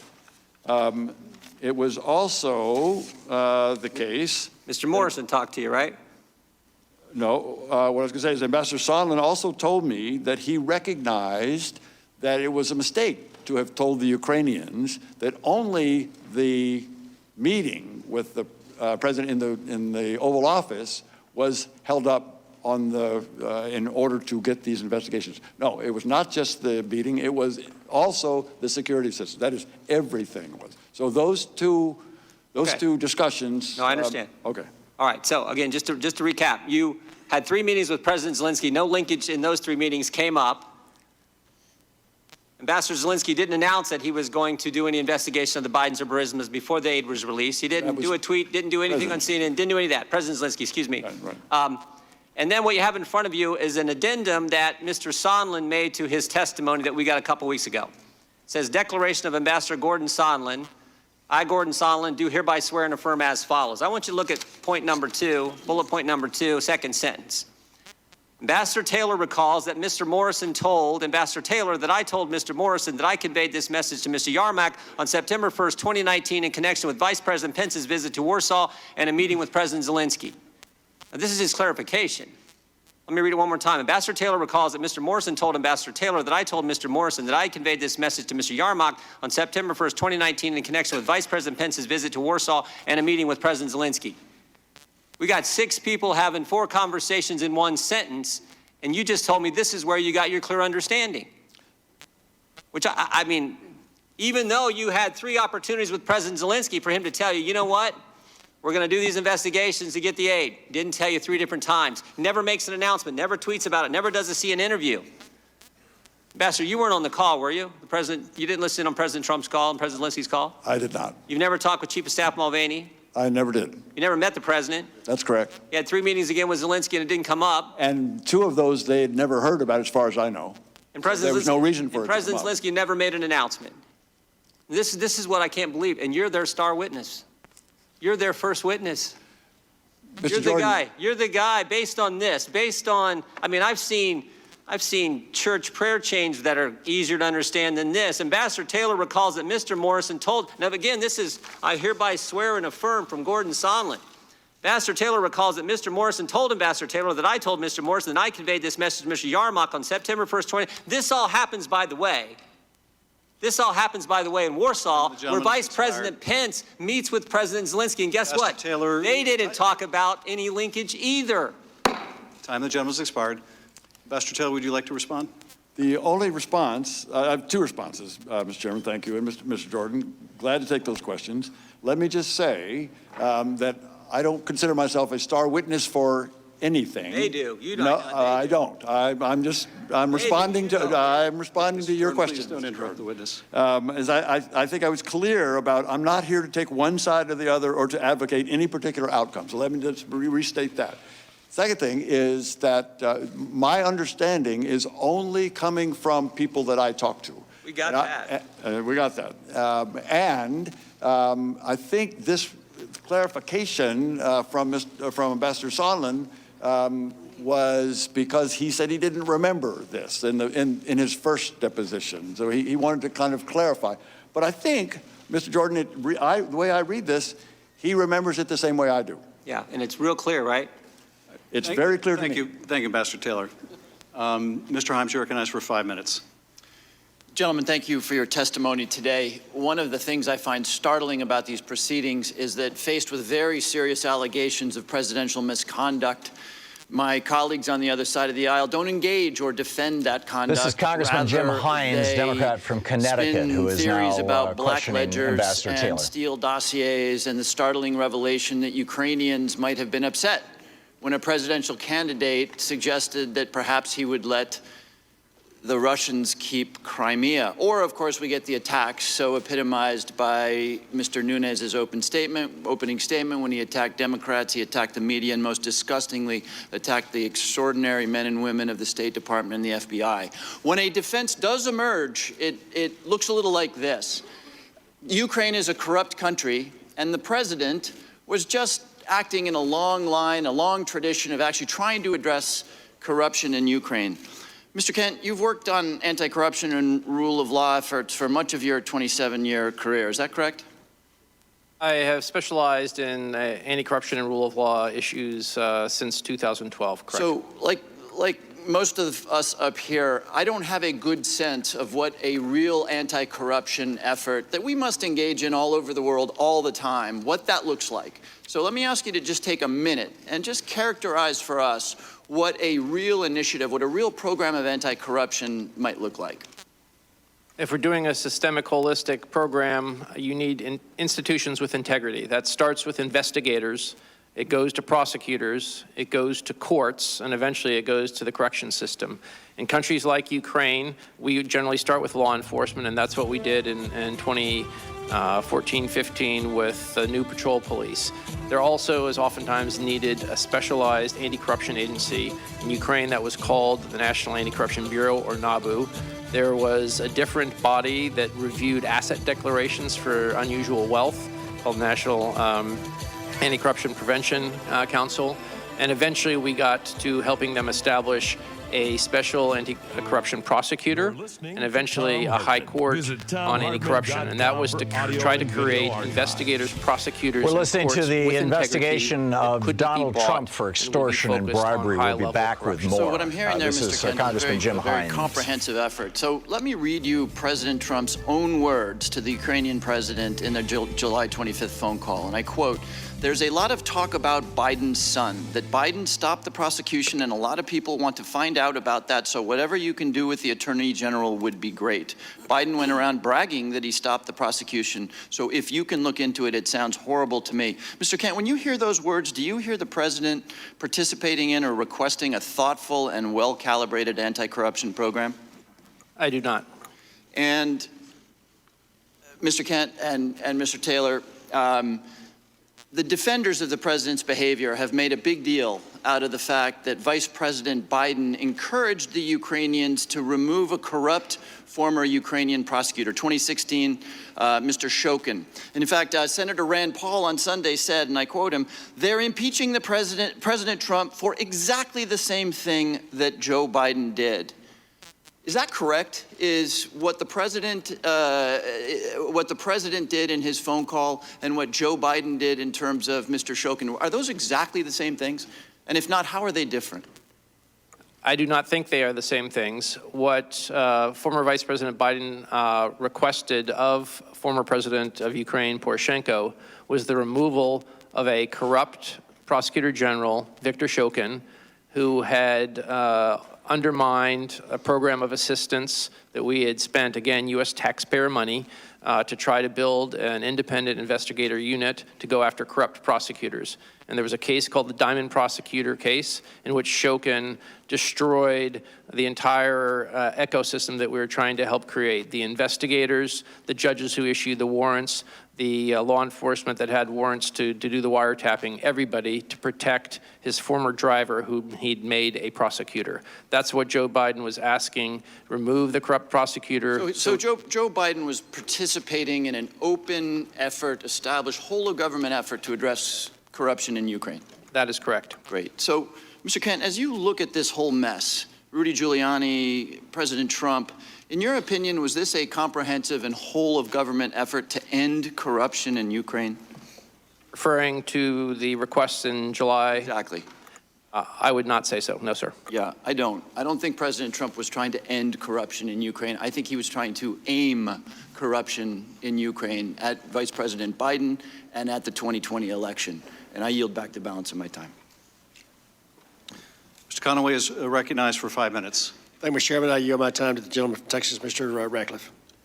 I thank the gentleman, and I thank you both for being Republican here. It's John obvious from your Radcliffe of testimony Texas today that you both who's care a asking great questions. deal about U.S.-Ukraine relations. It's also very clear that you're optimistic about President Zelensky. Ambassador Taylor, you related one of his first acts in office was to remove immunity from deputies, which had long been a source of corruption. I know you had a number of personal dealings with him. Has he given you any reason to question his honesty or his integrity? No, sir. In your prior deposition, I asked you, and I'll read it directly, If nobody in the Ukrainian government is aware of a military hold at the time of the Trump-Zelensky call, then as a matter of law and as a matter of fact, there can be no quid pro quo based on military aid. And to your knowledge, nobody in the Ukrainian government was aware of the hold. And your answer was that is correct. Is that still your testimony? Mr. Ratcliffe, at some point in September. I'm talking about on July 25th. July 25th. Sorry. Yes, that's correct. That's correct. They did not know this. All right. And as it turns out, President Zelensky agreed with you. On October 10th, President Zelensky held a press marathon with over 300 reporters where he said repeatedly and consistently over hours and hours that he was not aware of a military hold during the July 25th call. In fact, in his official press release from the Ukrainian government available on his website that I'll be introducing into the record, he said, "Our phone conversation bears no relations to arms. They blocked the provision of military assistance prior to our John telephone Ratcliffe, conversation, Republican from but Texas, the is issue trying had not to been clean up discussed Donald during Trump our here. It's conversation. fascinating. I mean, listen, I didn't he's talking to even Ambassador know." Taylor. So now, in addition to confirming that because he had no knowledge of it, there was no quid pro quo involving military aid during that call, President Zelensky went on to confirm a number of things, that there was no pressure, that there were no conditions, that there were no threats on military aid. There were no conditions or pressure to investigate Burisma or the 2016 election, that there was no blackmail, that there was no corruption of any kind during the July 25th call. Again, from his official press release. Therefore, there was no blackmail because it was not the subject of our conversation with the President of the United States. There were no conditions on the investigation, either because of arms or the situation around Burisma Company. He told Reuters there was no blackmail. He told the LA Times there was no pressure or blackmail from the United States. He told Japan's Kyodo News, "I was never pressured and there were no conditions being imposed." He told ABC News and the BBC, "I'm against corruption. This is not corruption. It was just a call." The Ukrainian president stood in front of the world press and repeatedly, consistently, over and over again, interview after interview, said he had no knowledge of military aid being withheld, meaning no quid pro quo, no pressure, no demands, no threats, no blackmail, nothing corrupt. And unlike the first 45 minutes that we heard from the Democrats today, that's not secondhand information, it's not hearsay, it's not what someone overheard Ambassador Sondland say. That was his direct testimony. Ambassador Taylor, do you have any evidence to assert that President Zelensky was lying to the world press when he said those things? Yes or no? Mr. Ratcliffe, if I can respond. My time is short. Your time yes is or short. no? That's right. I have no reason to doubt what the president said and in his. Okay, very good. So in this impeachment hearing today, where we impeach presidents for treason or bribery or other high crimes, where is the impeachable offense in that call? Are either of you here today to assert there was an impeachable offense in that call? Shout it out. Anyone? Mr. Ratcliffe, if I can just respond, let me just reiterate that I'm I've not got 1 here. minute left. I know. I know you only got a minute just left. I've just got 30. I've got. Please allow the witness. You asked the witness a question. The witness. I'll withdraw the question. Let me just make and I'm this not here point. to take one side or the other. That's your Ambassador, decision. let me answer this. Let me ask you The this gentleman will question. suspend. Spend the time. Ambassador please. Taylor, would Suspend you the like to time, answer the please. question? Suspend the time, please. I withdrew the The question. gentleman will suspend. We will suspend the clock. Suspend the clock Suspend the at clock. 1 minute, please. Ambassador Taylor, would you like to respond to the question? Mr. Ratcliffe, I would just like to say that I'm not here to do anything having to do with to decide about impeachment. That is not what either of us are here to do. This is your job. Will you Thank you, Mr. Chairman. restore time to the clock to 1 minute? No, but you may continue 22 seconds. Fine. Mr. Ambassador, I think everyone knows that House Democrats have made up their mind to impeach one president. The question that we've just learned is whether or not they're prepared to impeach two. Because to be clear, if House Democrats impeach President Trump for a quid pro quo involving military aid, they have to call President Zelensky a liar. If they impeach him for abusing his power or pressuring or making threats or demands, they have to call President Zelensky a liar to do it. If they impeach President Trump for blackmail or extortion or making threats or demand, they have to call President Trump a liar to do it. I think he meant President Zelensky. But, you know, I get what, you know, you can get the Republican line of defense here. It's absolutely fascinating. We will continue with the impeachment hearings. This is investigating the House Intelligence Committee, investigating the possibility, the probability, apparently, that Donald Trump tried to commit bribery and extortion of Ukraine in order to help his 2020 campaign. Mr. Chairman, I've read that. You're listening I think there's still some question about when they may have heard. And ultimately, they did find out when the political story came out, to your knowledge, but others have said even sooner. But they did find out, right, Ambassador? They did, Mr. Chairman. And at the time they found out, they knew what President Trump wanted from them, that he wanted these investigations, correct?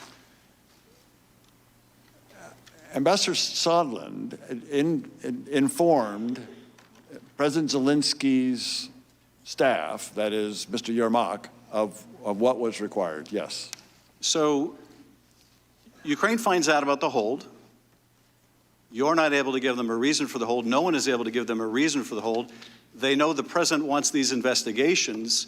And then they're told in Warsaw by Ambassador Sondland, essentially, you're not getting the aid unless you do these investigations, correct? That's correct. So, you know, you've been asked, how could there be conditioning if the Ukrainians didn't know? But Ukrainians were told by Ambassador Sondland, were they not? They were. They were. They didn't know, as near as I can tell, the Ukrainians did not know about the hold on the phone call on July 25th. That's true. But they were told, as you said, Mr. Chairman, on the 1st of September.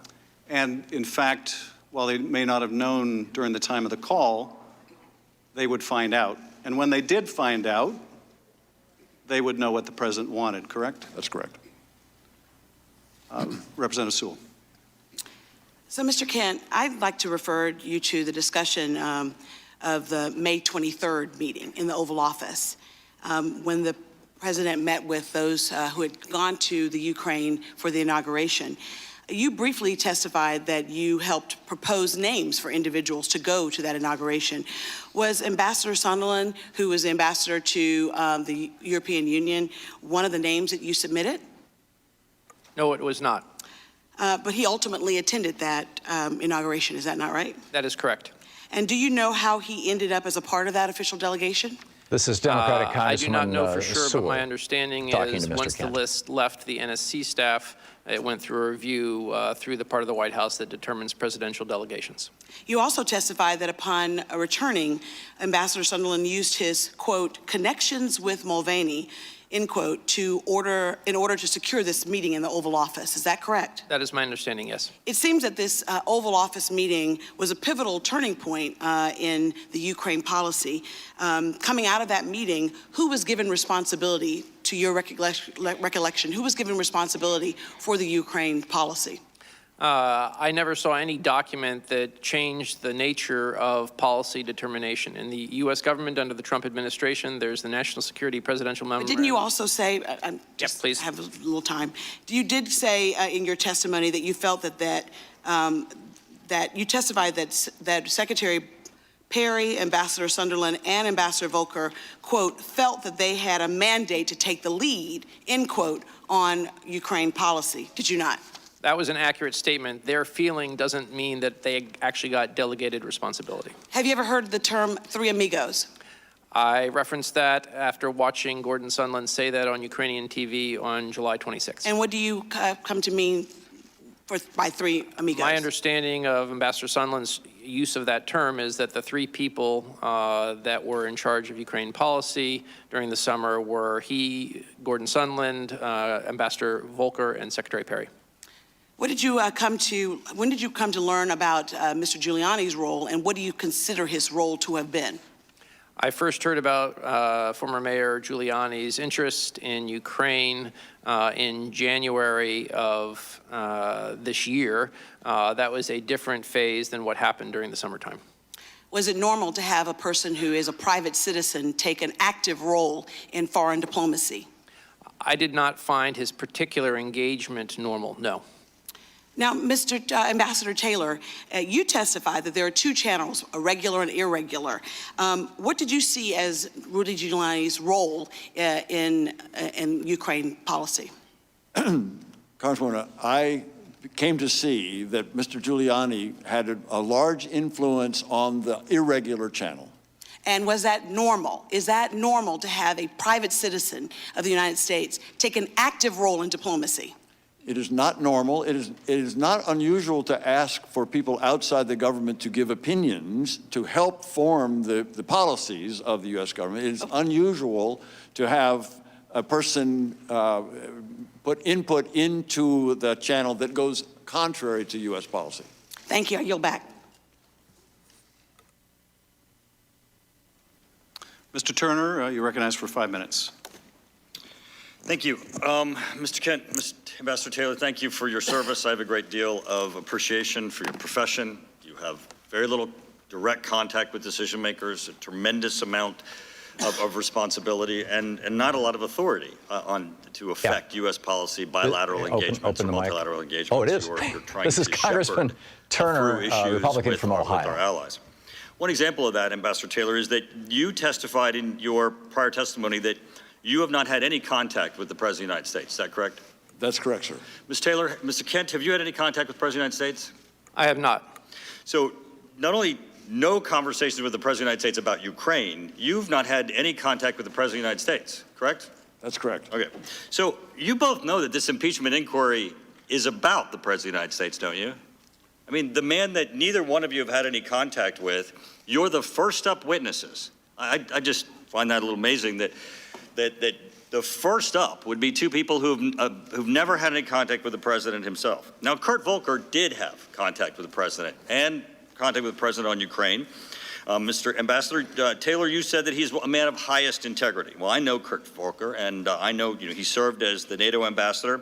He served as the director of the McCain Institute. He's the highest professional ethics, one of the most knowledgeable people about Europe. He's absolutely a truthful man. Mr. Kent, would you agree with Ambassador Taylor that he's of the highest integrity? I believe Kurt Volker has served the U.S. as a public servant very well. Do either of you have any evidence that Mr. Volker committed perjury or lied to this committee in his testimony to this committee?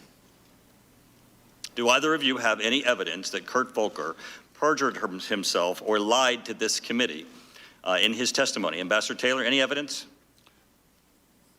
Mr. Turner, I have no evidence. Ms. Kent.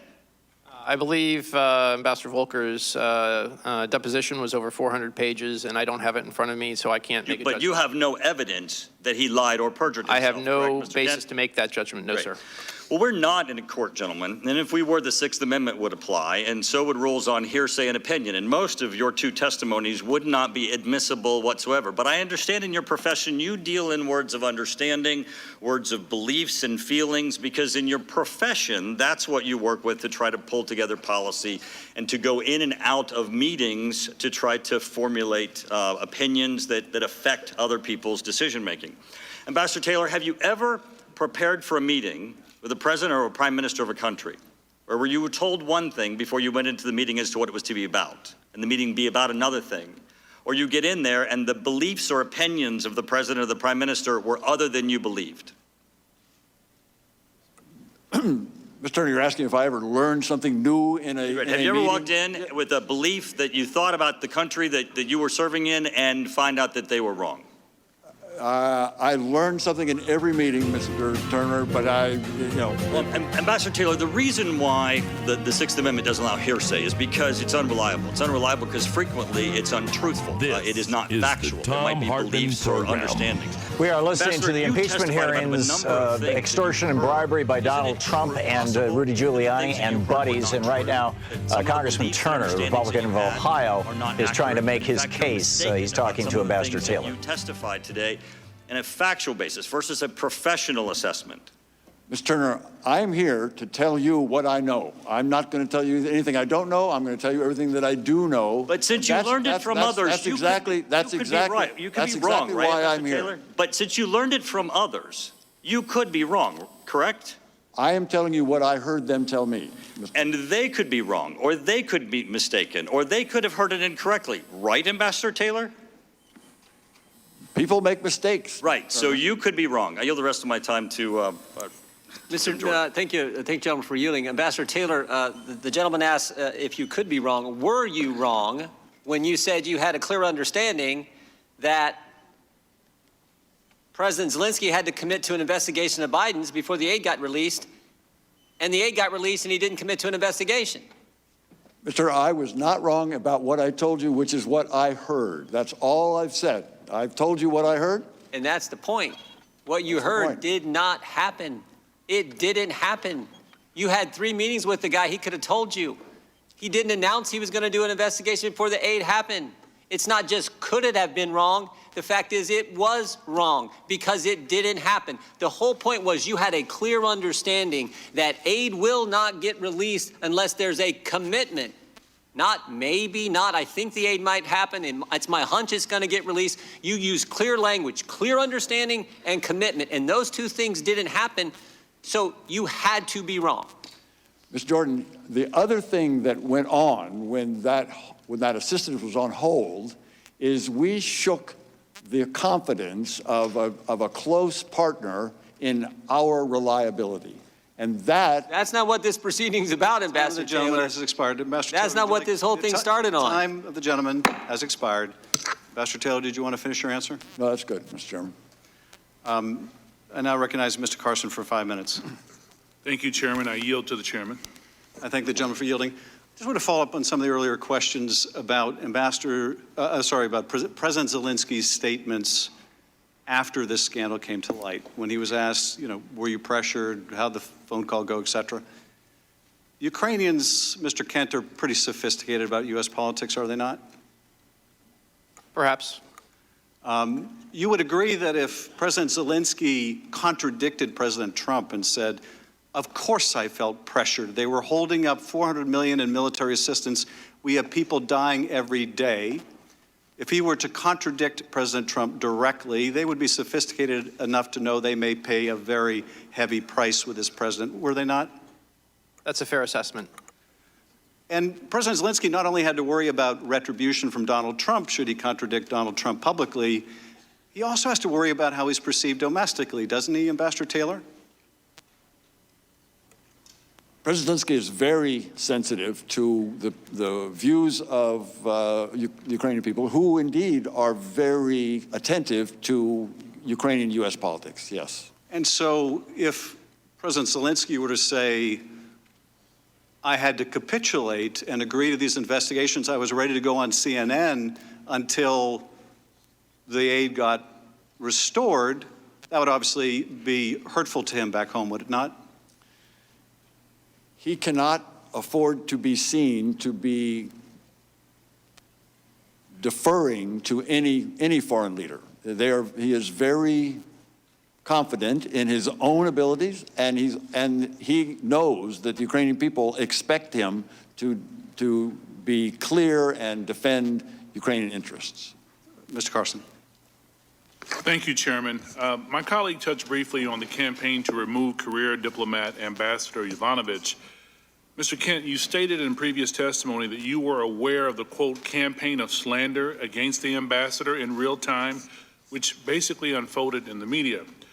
Where do you understand this misinformation campaign was coming from, and who was essentially perpetuating it?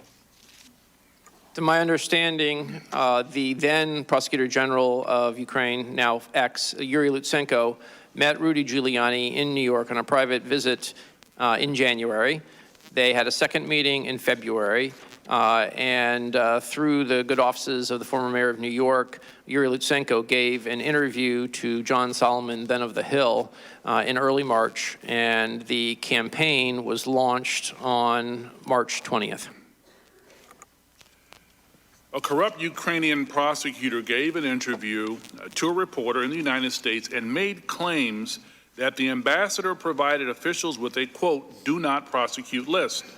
Sir, do you have any reason to believe this is true? I have every reason to believe it is not true. What was the reputation of the man who made these allegations, sir? Yuri Lutsenko was a politician of long standing. He had been Minister of Interior after the Orange Revolution. The U.S. Embassy had good relations with him for years. He was imprisoned by President Yanukovych, came out, was elected majority leader of Poroshenko, the then president's party, and then became Prosecutor General in the spring of 2016. What was your experience with Ambassador Yovanovitch? Was she working hard to combat corruption in Ukraine, sir? She was dedicated, as is every U.S. government official in Ukraine, to help Ukrainians overcome the legacy of corruption, which they actually have made a number of important steps since 2014. So in fact, before all of this happened, you and your superiors at the State Department asked the ambassador to extend her time in the Ukraine, correct, sir? That is correct. Did you support her extension? I asked her to extend until the end of this year to get through the election cycle in Ukraine, and then Undersecretary Hale in March asked her to stay until 2020. Now, some in Ukraine probably disliked her efforts to help Ukraine root out corruption. Is that correct? As I mentioned in my testimony, you can't promote principled anti-corruption action without pissing off corrupt people. Fair enough. Now, some of those people helped Giuliani smear her, did they not? They did. So ultimately, that smear campaign pushed President Trump to remove her, correct, sir? I cannot judge that. What I can say is that Rudy Giuliani's smear campaign was ubiquitous in the spring of 2019 on Fox News and on the internet and Twitter sphere.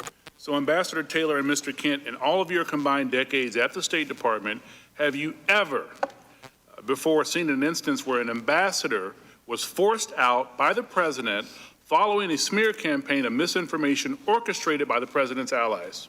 I have not. Nor I. Mr. Chairman, I yield back.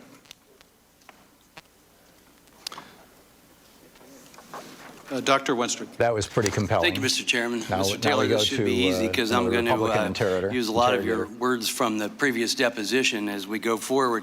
In your deposition, you spoke of support for Ukraine and its relationship to the United States and how much you support that. In 2014, you, and I'm quoting this, urged Obama administration to provide lethal defensive weapons in order to deter further Russian aggression. The Republican from Ohio. Did the Obama administration provide lethal weapons? No, sir.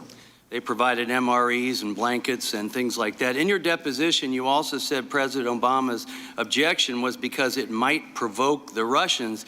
And in fact, you testified in your deposition that the Obama administration didn't have a good argument since Russia had already provoked and they have invaded Ukraine. Is that correct? That's correct, sir. It's a shame he didn't take the advice of a combat veteran like you, sir. Someone who understands what deterrence provides, because a lot of Ukrainian lives could have been saved if he had taken your advice. In your deposition, you said, and I quote, you were happy with Trump administration's assistance, and it provided both lethal and financial aid, did it not? It did, sir. And you also stated that it was a substantial improvement. Is that correct? That's correct, sir. So now we're providing javelins, which kill Russian tanks. MREs and blankets do not do that. Today you said, I was beginning to fear that the long-standing U.S. policy of strong support for Ukraine was shifting. I have a little trouble with long-standing based on what we just talked about, because it wasn't really long-standing strong support. It seems to me the strong support came with this administration. Would you agree with that, sir? Unless you consider MREs and blankets strong support, I wouldn't call it long-standing. The long-standing that I'm referring to there, Dr. Winstrup, is the long-standing political support, economic support, and increasing military support. Well, certainly that strong support came from Congress, but it didn't come from the previous administration as compared to what this administration has decided to do. The strong support came with this administration, not the Obama administration. And maybe now we understand what President Obama meant when he told Russian President Medvedev that he'd have more flexibility after his election. Maybe that flexibility was to deny lethal aid to the Ukraine, allowing Russia to march right in and kill Ukrainians. Again, in your deposition, you urged the Obama administration officials to provide lethal defensive weapons to Ukraine in order to deter further Russian aggression. And now they have that under this administration, don't they, Mr. Ambassador? They have the javelins, yes, sir. Thank you. And I would like to yield the remainder of my time to Mr. Ratcliffe.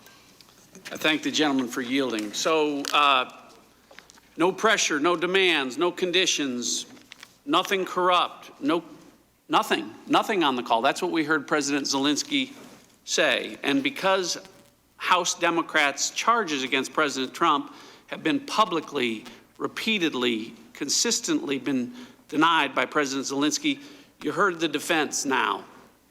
from Chairman Schiff. He's lying because he has to. He has to lie because the threats, the demands, the blackmail, the extortion that House Democrats are alleging, if he didn't do that, he couldn't possibly risk military aid. He would have to do anything he had to secure it. The problem with that, the hole in that argument is you have to ask yourself, what did President Zelensky actually do to get the aid? The answer is nothing. He did nothing. He didn't open any investigations. He didn't call Attorney General Bill Barr. He didn't do any of the things that House Democrats say that he was being forced and coerced and threatened to do. He didn't do anything because he didn't have to. I yield back. Republicans mostly making speeches. For 5 minutes. It's fascinating how they're Thank you, Mr. Chairman. defending Thank you Donald both Trump for your and how true, insanely heroic partisan this has become. We'll be back. It's 18 minutes past the hour. We're listening to the impeachment hearings I'd like to start with regard to Mr. bribery and Kent. extortion In your around Ukraine testimony, of Donald you Trump. said that you had, in mid-August, it became clear to me that Giuliani's efforts to gin up politically motivated And Congresswoman Jackie Spear is up next. She is U.S. engagement with really Ukraine, good. This is going to be leveraging fascinating. President Zelensky's desire for a White House meeting. Mr. Kent, did you actually write a memo documenting your concerns that there was an effort underway to pressure Ukraine to open an investigation to benefit President Trump? Yes, ma'am. I wrote a memo to the file on August 16th. But we don't have access to that memo, do we? I submitted it to the State Department subject to the September 27th subpoena. And we have not received one piece of paper from the State Department relative to this investigation. Both of you have made compelling cases of the importance of Ukraine to Europe, to the 70 years of peace, the benefit that it has to the United States national security, and our goal to continue to support sovereignty of nations. Meanwhile, Russia is violently attacking people in Ukraine in the Donbass area. So withholding military aid, does that weaken Ukraine? Well, I think it sends the wrong signal, and it did for a short period of time. Again, the assistance from the FY19 was released and is in the process of heading towards Ukraine. Does it embolden Russia when there was no aid being sent to Ukraine? I think the signal that there's controversy and question about the U.S. support of Ukraine sends the signal to Vladimir Putin that he can leverage that as he seeks to negotiate with not only Ukraine but other countries. Thank you. Ambassador Taylor, I think you mentioned that a White House meeting for Zelensky would boost his ability to negotiate for a peaceful settlement with Vladimir Putin and Russia in general. Is that true? Ms. Spear, it's certainly true that that U.S. support for Mr. Zelensky, President Zelensky, in his negotiations with the Russians is very important, and will enable him to get a better agreement with that support from the United States, both from the military assistance, but also just from the political assistance that we can provide. But he has not yet had that White House meeting, has he? He has not. I think it's ironic that Soviet-born Lev Parnas, who has now been indicted, had a meeting with the president in the White House after participating in a number of campaign events for the president and contributing $325,000 to the president's PAC. So maybe it's actually the requirement that you give money to the president's PAC in order to get that meeting at the White House. Ambassador Taylor, is it true that the prosecutor general now has opened an investigation in Ukraine? Ms. Spear, the new prosecutor general that President Zelensky has appointed is indeed investigating crimes in general. Is that your question? Yes. But yes, he is in office and is investigating criminal activity. Has he specified what investigations he's undertaken? No. He has not. All right. I yield the rest of my time to chairmanship. Just a quick question. My colleagues, a couple of my colleagues referenced the conversation, the hot mic conversation between President Obama and President Medvedev. That was in 2012. There's a suggestion that he was saying he was going to go easy on Russia over the invasion of Ukraine, but that invasion took place 2 years after that conversation. You don't have any reason to believe that President Obama was referring to going easy on Russia for an invasion that hadn't happened yet, do you? Mr. Chairman, I have no knowledge of what was in. It was more or less a rhetorical question. I will yield now to Mr. Stewart, or I'm sorry, Mr. Stewart. Yep. Thank you. To the witnesses, thank you. Time is precious, so I'm going to go very, very quickly. So PG&E. Welcome, I think, So to we're year listening 4 to the of the ongoing impeachment of President We're Trump. listening to I'm sorry that the you've been dragged impeachment into this. I think inquiries the sign into behind Donald me Trump. says it very well. By the whistleblower's attorney, the coup has started and impeachment will follow. But after listening for what is going on now 4 hours and 21 minutes, after all of the secret hearings, after all of the leaks, after hearing witnesses such as yourselves give your opinions, it really comes down to this. One thing it comes down to. This is the transcript that the president has released of this phone call. There is one sentence, one phone call. That is what this entire impeachment proceeding is based upon. And I got to tell you, if your impeachment case is so weak that you have to lie and exaggerate about it to convince the American people that they need to remove this president, then you've got a problem. And the American people have been lied to again and again on this. We first heard a lot about quid pro quo. And then many people realized that was meaningless. So they said, well, let's go for the fences then. Let's talk about extortion. Let's talk about bribery. Let's talk about cover-up and obstruction, for which there is zero evidence of any of that. We heard a characterization of the president's phone call that was so outrageously inaccurate, it had to be described as a parody. And none of those things matter. None of it matters. It comes down to this. We appreciate your insight, we appreciate your opinion, but all you can do is give your opinion of this one phone call. Let me ask you, gentlemen, both of you have said here today, you have testified, corruption in the Ukraine is endemic. Would we agree on that? Simple question. Problem is, isn't it? It's a problem, and they're taking steps to address it. Okay, earlier in the hearing, both of you said use the word endemic or agreed to it. It's in the courts, it's oligarchs, it's prosecutors, it's everywhere. And I think we can also agree that that's not the only place in the world where we experience and see corruption. There's dozens and dozens of nations around the world that are steeped in corruption. Would you agree with that? Mr. I would say that there's corruption in every country, including ours. Okay, thank you. And some we're clearly more concerned about than others. So in these corrupt nations, of which there are probably hundreds of corrupt individuals, hundreds. This is Congressman Christopher Stewart, Republican of Utah. Can you give me an example any time where the Vice President of the United States shows up and demands that a specific prosecutor be fired and gives them a 6-hour time limit to do that? Are you aware of that ever happening any other place? I guess the answer is no. And I just think it's interesting that out of hundreds of corrupt individuals, dozens of corrupt nations, that happened one time. And it happened with the individual whose son was being paid by the organization that was under investigation. One other thing very quickly. If someone was a candidate for a political office, even for president of the United States, should they be immune from investigation?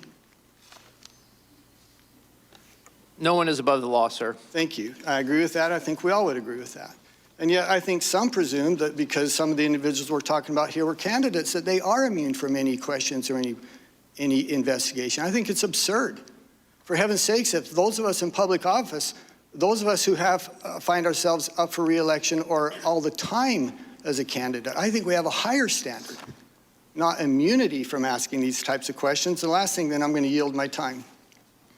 Availability of funds. I'm quoting from the NDAA in 2019. The language is specific. Availability of funds under assistance to the Ukraine, it has to be certified. And what has to be certified? Quote, for the purposes of decreasing corruption. Are you surprised that there would be questions about corruption in Ukraine and that it would be discussed withholding some of this aid that's actually required by law? House Intelligence Committee withheld if they can't certify questioning that corruption has been eliminated Ambassador or is Kent being addressed? and Ambassadors Kent and Taylor. This is a Republican right now. We'll be right back.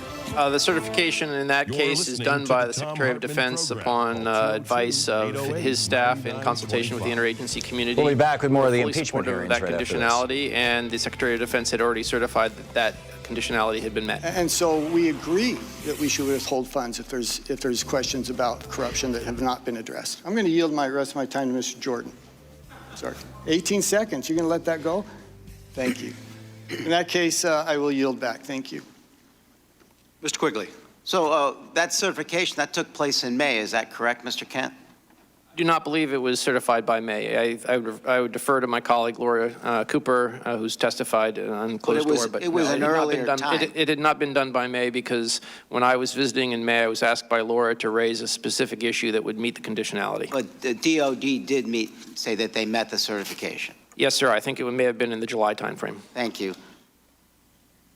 So it's interesting and curious that we're talking about hearsay evidence. It is extraordinary to me that the committee's been able to get as much information as they had, direct or hearsay, given the obstruction. You gentlemen were both asked by the State Department not to appear for your depositions. Is that correct? We both received, I believe, I received initially a letter directing me not to appear. Once the committees issued a subpoena, I was under legal obligation to appear, and I am here today under subpoena. Ambassador, were you also asked not to be part of the deposition?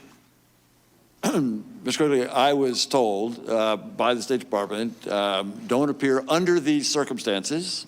That was in the letter to me. And when I got the subpoena, exactly as Mr. Kent said, that was different circumstances and obeyed a legal subpoena. So that, yes, sir, I'm here for that reason. Absolutely. But we were not able to hear testimony by Chief of Staff Mulvaney, John Eisenberg, Michael Ellis, John Bolton, more than a dozen witnesses. So I suspect if you have a problem with hearsay, you'd have a lot more direct testimony and direct evidence if you weren't blocking that ability. You'd have a lot more documents that you referred to with my colleagues' questions that have not yet been turned over by state or any other agency. Is that correct to your knowledge, gentlemen? We're both here under subpoena. I don't think either of us is going to comment why others have not shown up. But has any of the documents that you turned over, to your knowledge, been turned over to the committee? No. Mr. Kent, following the July 25th call and through the first 2 weeks of August, were you involved in any efforts to arrange for President Zelensky to make a statement announcing the 2 investigations that President Trump had talked about in the July 25th call? I was not, and I would never participate in an arrangement to have them announce investigations. Ambassador Taylor, were you involved in any such efforts? No, sir. I want to show you a text of the exchange. This one's between Ambassador Volker and Andrei Yermak, the same aide to Zelensky that Volker texted before the July 25th call. You weren't involved with it, so I'll read it. The first text is from August 10th. Ambassador Volker text, I agree with your approach. Let's iron out the statement and use that to get date and Prez can go forward with it. Then at 5:42, Mr. Yermak responds, once we have a date, we'll call for a press briefing announcing upcoming visit and outlining vision for a reboot of U.S.-Ukraine relationship, including, among other things, Burisma and election meddling in investigations. Andrei Yermak says that once we have a date, they will announce the investigations in Burisma and election meddling. Mr. Kent, are these the same 2 investigations President Trump asked the Ukrainian president to initiate in the July 25th meeting, 25th call? Those appear to be the same issues that were mentioned in the call, as well as the media campaign that started in March led by Rudy Giuliani. Mr. Kent, as the day-to-day State Department point person in Washington on Ukraine policy, were you aware of this effort to persuade President Zelensky to issue a statement in order to get a White House meeting while they were happening? When this exchange happened on August 10th, I was not. When did you learn about them?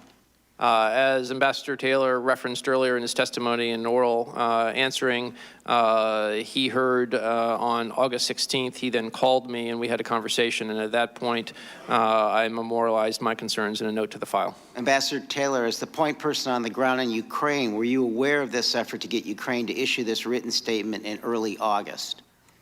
Not the written statement, no, sir.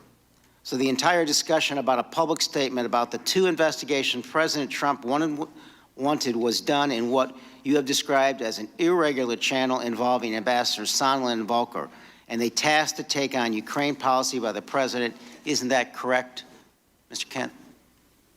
That would be my understanding. Ambassador? The same.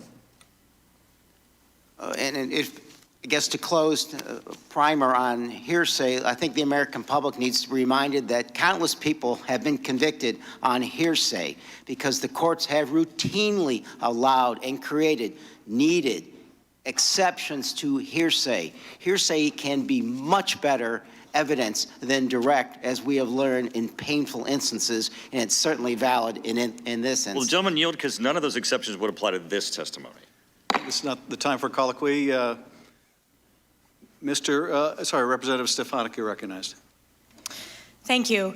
For the millions of Americans viewing today, the two most important facts are the following. Number one, Ukraine received the aid. Number two, there was in fact no investigation into Biden. Mr. Kent and Ambassador Taylor, you both spoke eloquently and passionately about the need to support Ukraine to counter Russian aggression, particularly during this very critical time. I agree with you in that assessment. And isn't it the case that the Trump administration has indeed provided substantial aid to Ukraine in the form of defensive lethal aid, correct? That is correct. And that is more so than the Obama administration, correct? The Trump Defensive lethal aid. Yes.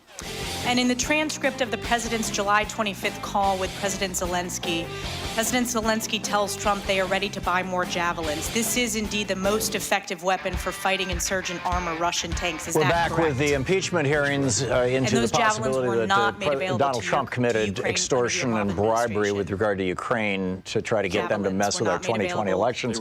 And right now, this is shifting Ms. gears Stefanik to of New York, corruption. Republican of New York. One of the who's themes here today is that Ambassadors rooting out Taylor corruption, and Kent. which is an important tool for the president as we provide taxpayer-funded aid to foreign countries.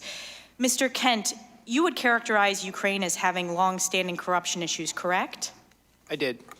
And in fact, you testified, quote, I would say that corruption is part of the reason why Ukrainians came out to the streets in both 2004 when somebody tried to steal the election and again in 2014 because of a corrupt, kleptocratic, pro-Russian government which eventually collapsed. The Ukrainians decided enough was enough. Is that your testimony? It remains so. And you testified that you first came to learn about Burisma in 2015 when you were the senior anti-corruption coordinator, correct?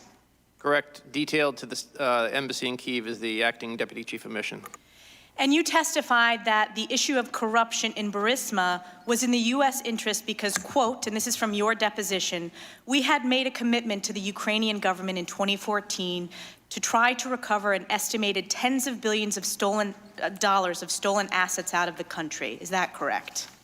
That is a stolen assets that were in the name of the owner of Burisma, Mykola Zlochevsky. He was the one who we believed had stolen the money. Sure. So the first case, this was the first case that the U.S., the U.K., and Ukraine investigators worked on was against the owner of Burisma. That's correct. And this was during the Obama administration. That's correct. So for the millions of Americans viewing, the first investigation against the owner of Burisma was under President Obama's administration. That's correct.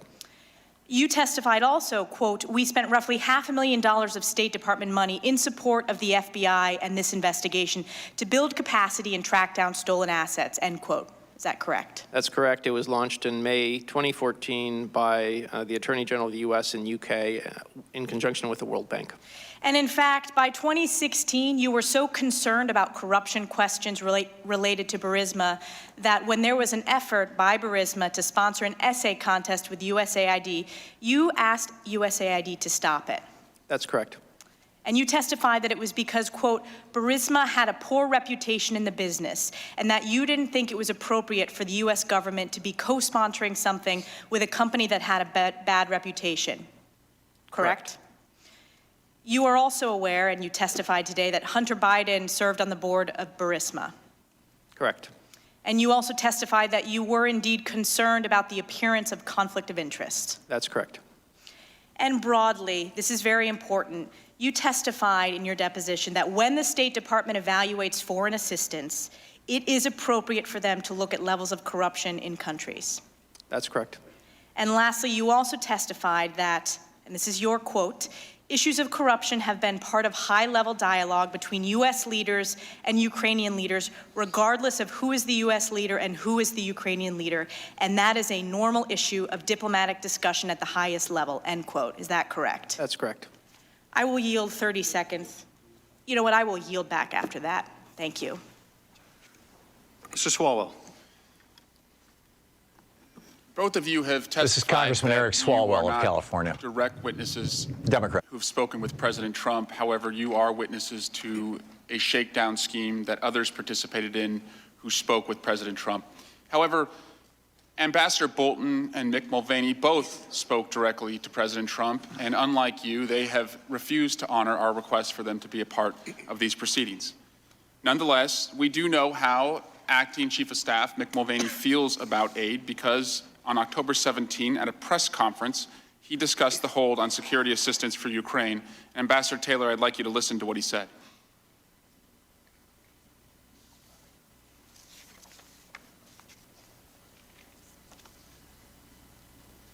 I'll read it for you. It's in response to a question, but to be clear, what you just described is a quid pro quo. It is, funding will not flow unless the investigation into the Democratic server happens as well.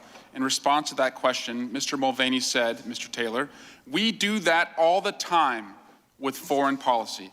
My question, Ambassador Taylor, the president conditioning security assistance on an investigation into his political opponent prior to this administration, is this something we would do all the time? No, sir. Why not? We condition assistance on issues that will improve our foreign policy, serve our foreign policy, ensure that taxpayers' money is well spent. Those are and those conditions are either coming from the Congress or from policy decisions stemming from authority Congress has given us to make sure that the taxpayers' money is well spent, or that the receiving country takes the actions in our national interest. And you described in your text message exchanges that engaging in a scheme like this is, quote, crazy. Can we also agree that it's just wrong? Yes. Why is it wrong? Again, our holding up of security assistance that would go to a country that is fighting aggression from Russia for no good policy reason, no good substantive reason, no good national security reason is wrong. Mr. Mulvaney in the same news conference said, quote, if you read the news reports and you believe them, what McKinley said yesterday, well, McKinley said yesterday that he was really upset with the political influence in foreign policy. That was one of the reasons he was so upset about this. And I have news for everybody. Get over it. There's going to be political influence in foreign policy. Ambassador Taylor, should we get over it?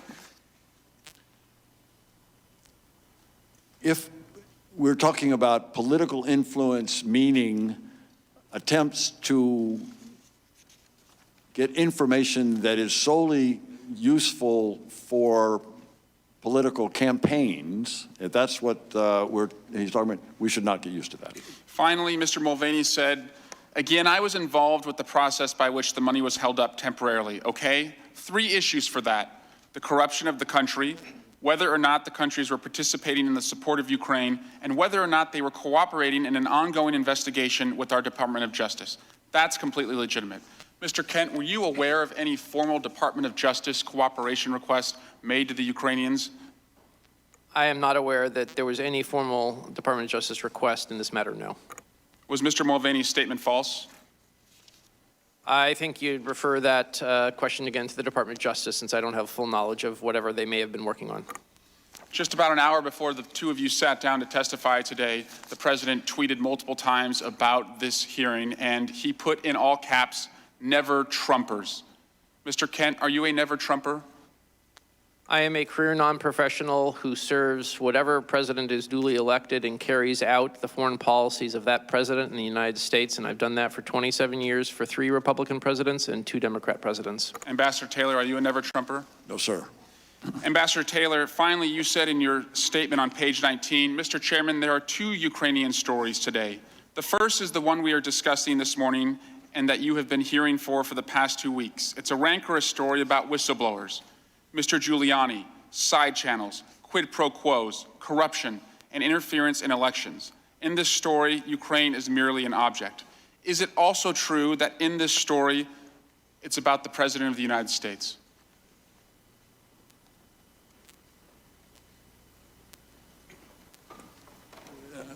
Mr. Sawell, I'm here to tell you what I know, and I'm here to tell you what I heard and what I said.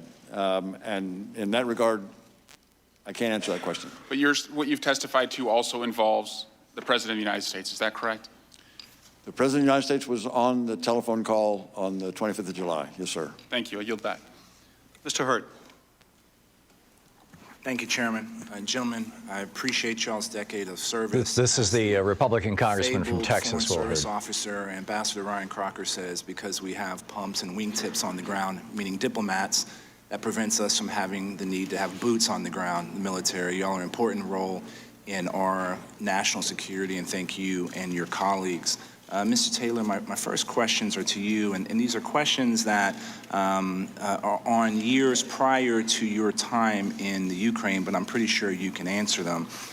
Did the Ukrainians get aid in FY17? Did they get any aid in Any aid? FY17? Yeah. Any? Yes, sir. They did get assistance. And they got security assistance as well. They did. And if I said that number was circa, in military assistance, around 270 million, would that probably be accurate? Mr. Close. King, about right? Yeah. Did they get aid in FY18? Yes, sir. Including security assistance? Including security assistance. We've already talked about the javelins, the anti-tank missiles that they were not able to purchase in previous administrations. Have they gotten security assistance in FY19? Yes, sir. Prior to the 400,000 million or so that we're discussing or been discussing a lot here today? They got some previous year, some probably FY18 assistance, but George, you may know. It takes a while once money is obligated to actually reach the country. There were 2 island-class ships that just arrived in the port of Odessa, and that was with prior year money. So there's about a lag of a year. My point is that we have been supporting the Ukrainians under this administration in order to help them kick out the Russians who invaded their country. Yes, sir. 100%. Ambassador Taylor, you earlier testified that Ukrainian officials did not become aware of potential U.S. assistance being withheld until August 29th. Is that accurate? That's my understanding, Mr. Hurd. Would you find it surprising if a Ukrainian official knew about that sooner and did not contact you? I can answer that it was only after August 29th, when the political article came out, that I got calls from several of the Ukrainian officials. Good copy. Mr. Kent, had you had any Ukrainian official contacting you concerned about, when was the first time a Ukrainian official contacted you concerned about potential withholding of U.S. aid? It was after the article in Political came out in that first intense week of September.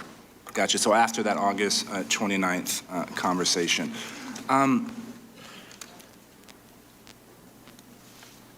There's a lot of talk about Rudy Giuliani and who he was and wasn't meeting. Do we know or have an idea of the Ukrainian officials that he was meeting with over the last couple of years? I don't, sir. Have you had any Ukrainian officials call you after a meeting with Rudy Giuliani concerned about the nature or the context of that conversation? Yes. Mr. Yermak has expressed concern about his interactions with Mr. Giuliani. And I believe that meeting was somewhere in late August, is that correct? There were meetings and there were, I think, also phone calls.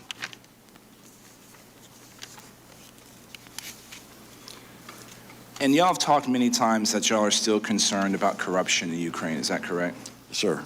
Have we seen whatever this anti-corruption statement we wanted the Ukrainians to make? Are you referring to the statement that was being negotiated between Kurt Volker, Gordon Sondland, and Andrei Yermak? Yes. That was not an anti-corruption statement, sir. What was the statement? I think if you go back to the back and forth of WhatsApps that were shared by Kurt Volker, they shared a draft with Rudy Giuliani, and Rudy Giuliani said it would not be acceptable if it didn't mention Biden-Burisma in 2016. But that statement was never agreed to or was never issued by the Ukrainian officials? Is that correct? No statement of that sort was issued, correct. And have U.S. businesses ever contacted y'all concerned about corruption within Ukraine? Yes, sir. As of this year even? Yes, sir. Because the concern is not just how Ukrainian businesses run by oligarchs are being operated, it's also concerns about how the Ukrainian government is dealing with American businesses trying to operate in Ukraine. Is that accurate? American businesses are very concerned about the judicial system in particular. Yes, sir. I yield back the time I do not have, Mr. Chairman. Thank the gentleman, Mr. Castro. Thank you, Chairman. Thank you, gentlemen, for your testimony today and for your service to our country. You're listening to all the evidence, everything I've heard and read in this investigation, and video archive. it seems to me that the President of the United States either committed extortion and bribery of a foreign official or attempted extortion and bribery of a foreign official. When President Trump got President Zelensky on the phone on July 25th, he was talking to a desperate man, wasn't he? President Zelensky was desperate to protect his country and make sure that he had foreign assistance from the United States. Is that right?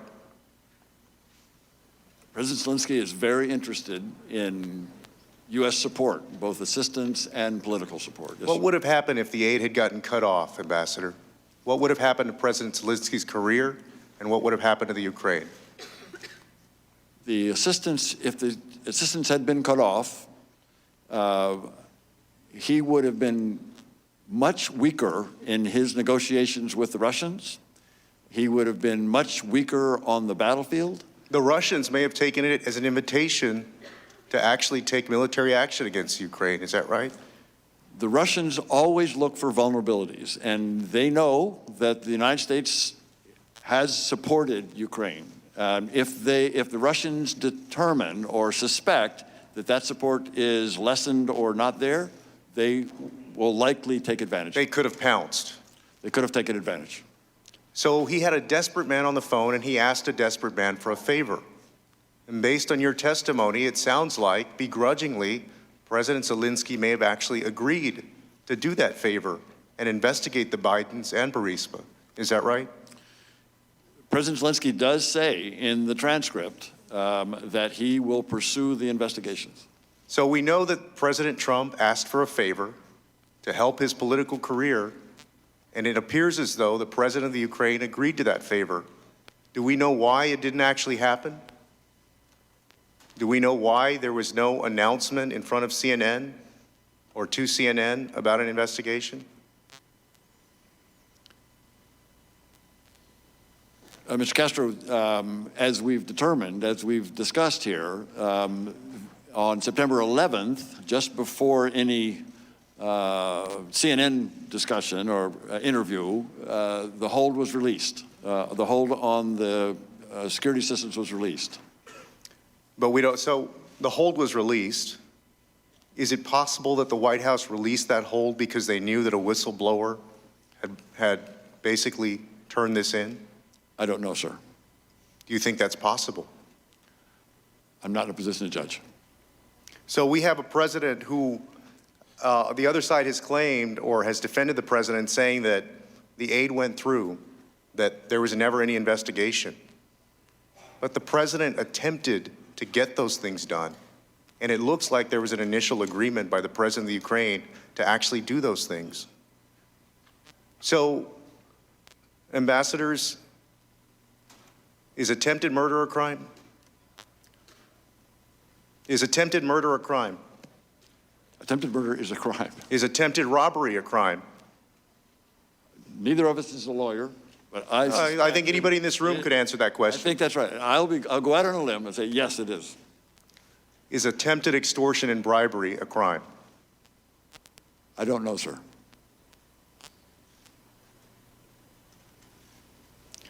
In the minute that I have left, I want you to speak to the nation about what's at stake, Ambassador Kent. You said in your opening statement, you warned about selective prosecutions and a president of the United States going after specific Americans abroad. If this Congress clears President Trump, does it mean that he can go ask another foreign country to investigate another presidential candidate, a member of Congress, a governor, a senator, or any private American citizen doing business overseas? If there's no consequence for a president who does that, then it means there's a green light, doesn't it, for any president to ask any country to go prosecute or investigate an American citizen for political and personal gain of that president. In our special, George Kent is responding to a question from Mr. Castro. I'm sorry, I will repeat, I think on principle, regardless of the country, whether it's Ukraine, the U.S., or any country, the facts of law, criminal nexus should drive investigations by law enforcement officials, and it is not the role of politicians to be involved in directing the judicial systems of their own country or other countries. I yield back, Chairman. Mr. Ratcliffe. Thank the chair. Mr. Kent, in your prior deposition on page 159, you were asked about the president's authority to release an ambassador for any reason, and your response was, quote, "All ambassadors serve at the pleasure of the president, and that is without question. Everybody understands that," end quote. Do you remember saying that? I do, and it's true. The president very clearly has that constitutional authority, correct? He does. Okay, well, most everybody apparently understands that, but doesn't include House Democrats. In the context of this impeachment inquiry, specifically addressing Ambassador Yovanovitch, who I know is a friend of yours, in alleging an abuse of power in a nationally televised interview, a member of this committee said, quote, "It's an abuse of power to remove an ambassador This is for Republican political John reasons Ratcliffe. because you don't like what they're doing, period," end quote. That's not true, is it? Again, I go back to what I said. The president has the right to have ambassadors serve at his pleasure. Okay, so you agree with me that we shouldn't impeach a president for exercising his constitutional authority? I'm here as a fact witness to answer your questions. Your constitutional obligation is to consider the evidence before you. So when did Ambassador Yovanovitch get recalled from Ukraine? I believe a message was sent on or about April 24th. Okay. Certainly well before the July 25th call that's in question here, correct? Without a doubt. Okay, and she had no remaining responsibilities with respect to Ukraine policy for that 3 or 4 months in between, I take it? She is now she was transferred to a teaching slot at Georgetown, where her responsibilities, among others, were to teach a class on Ukraine. Okay, so if President Trump had the constitutional authority to remove her, as he did months before the call, and she wasn't in the Ukraine or have any responsibilities on July 25th, do you have an explanation for why Democrats are calling her as a witness on Friday?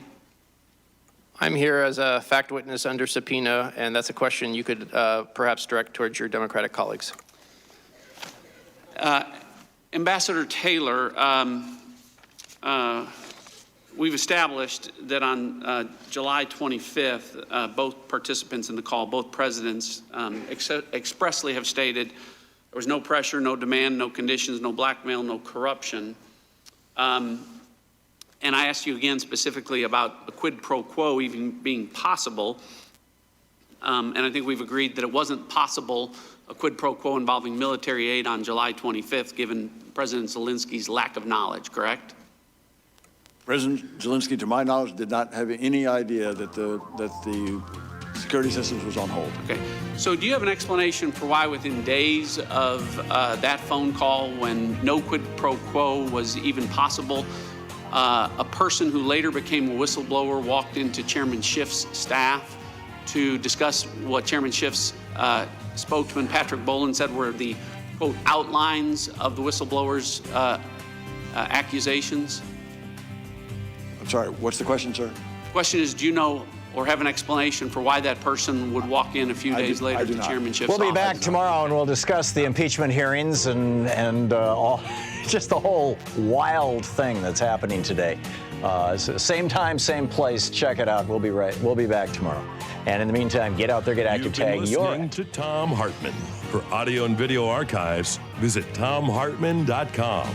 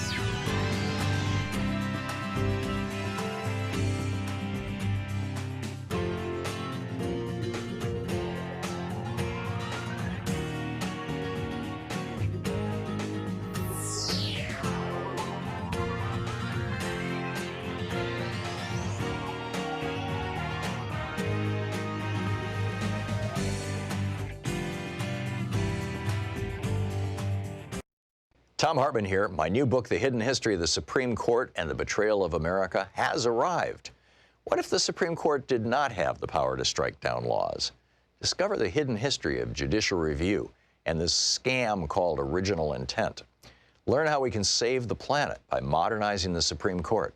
And most important, how we can democratize the Supreme Court now before it's too late. From the time Americans wake up until the time we go to bed, everything we do, touch, ingest, breathe, and use has been touched by the Supreme Court. In this book, I lay out the history of the Supreme Court from Alexander Hamilton until how the court overstepped its constitutional powers. America does not belong to the kings and queens of the court. It belongs to the people. The Hidden History of the Supreme Court and the Betrayal of America is available now in fine bookstores everywhere.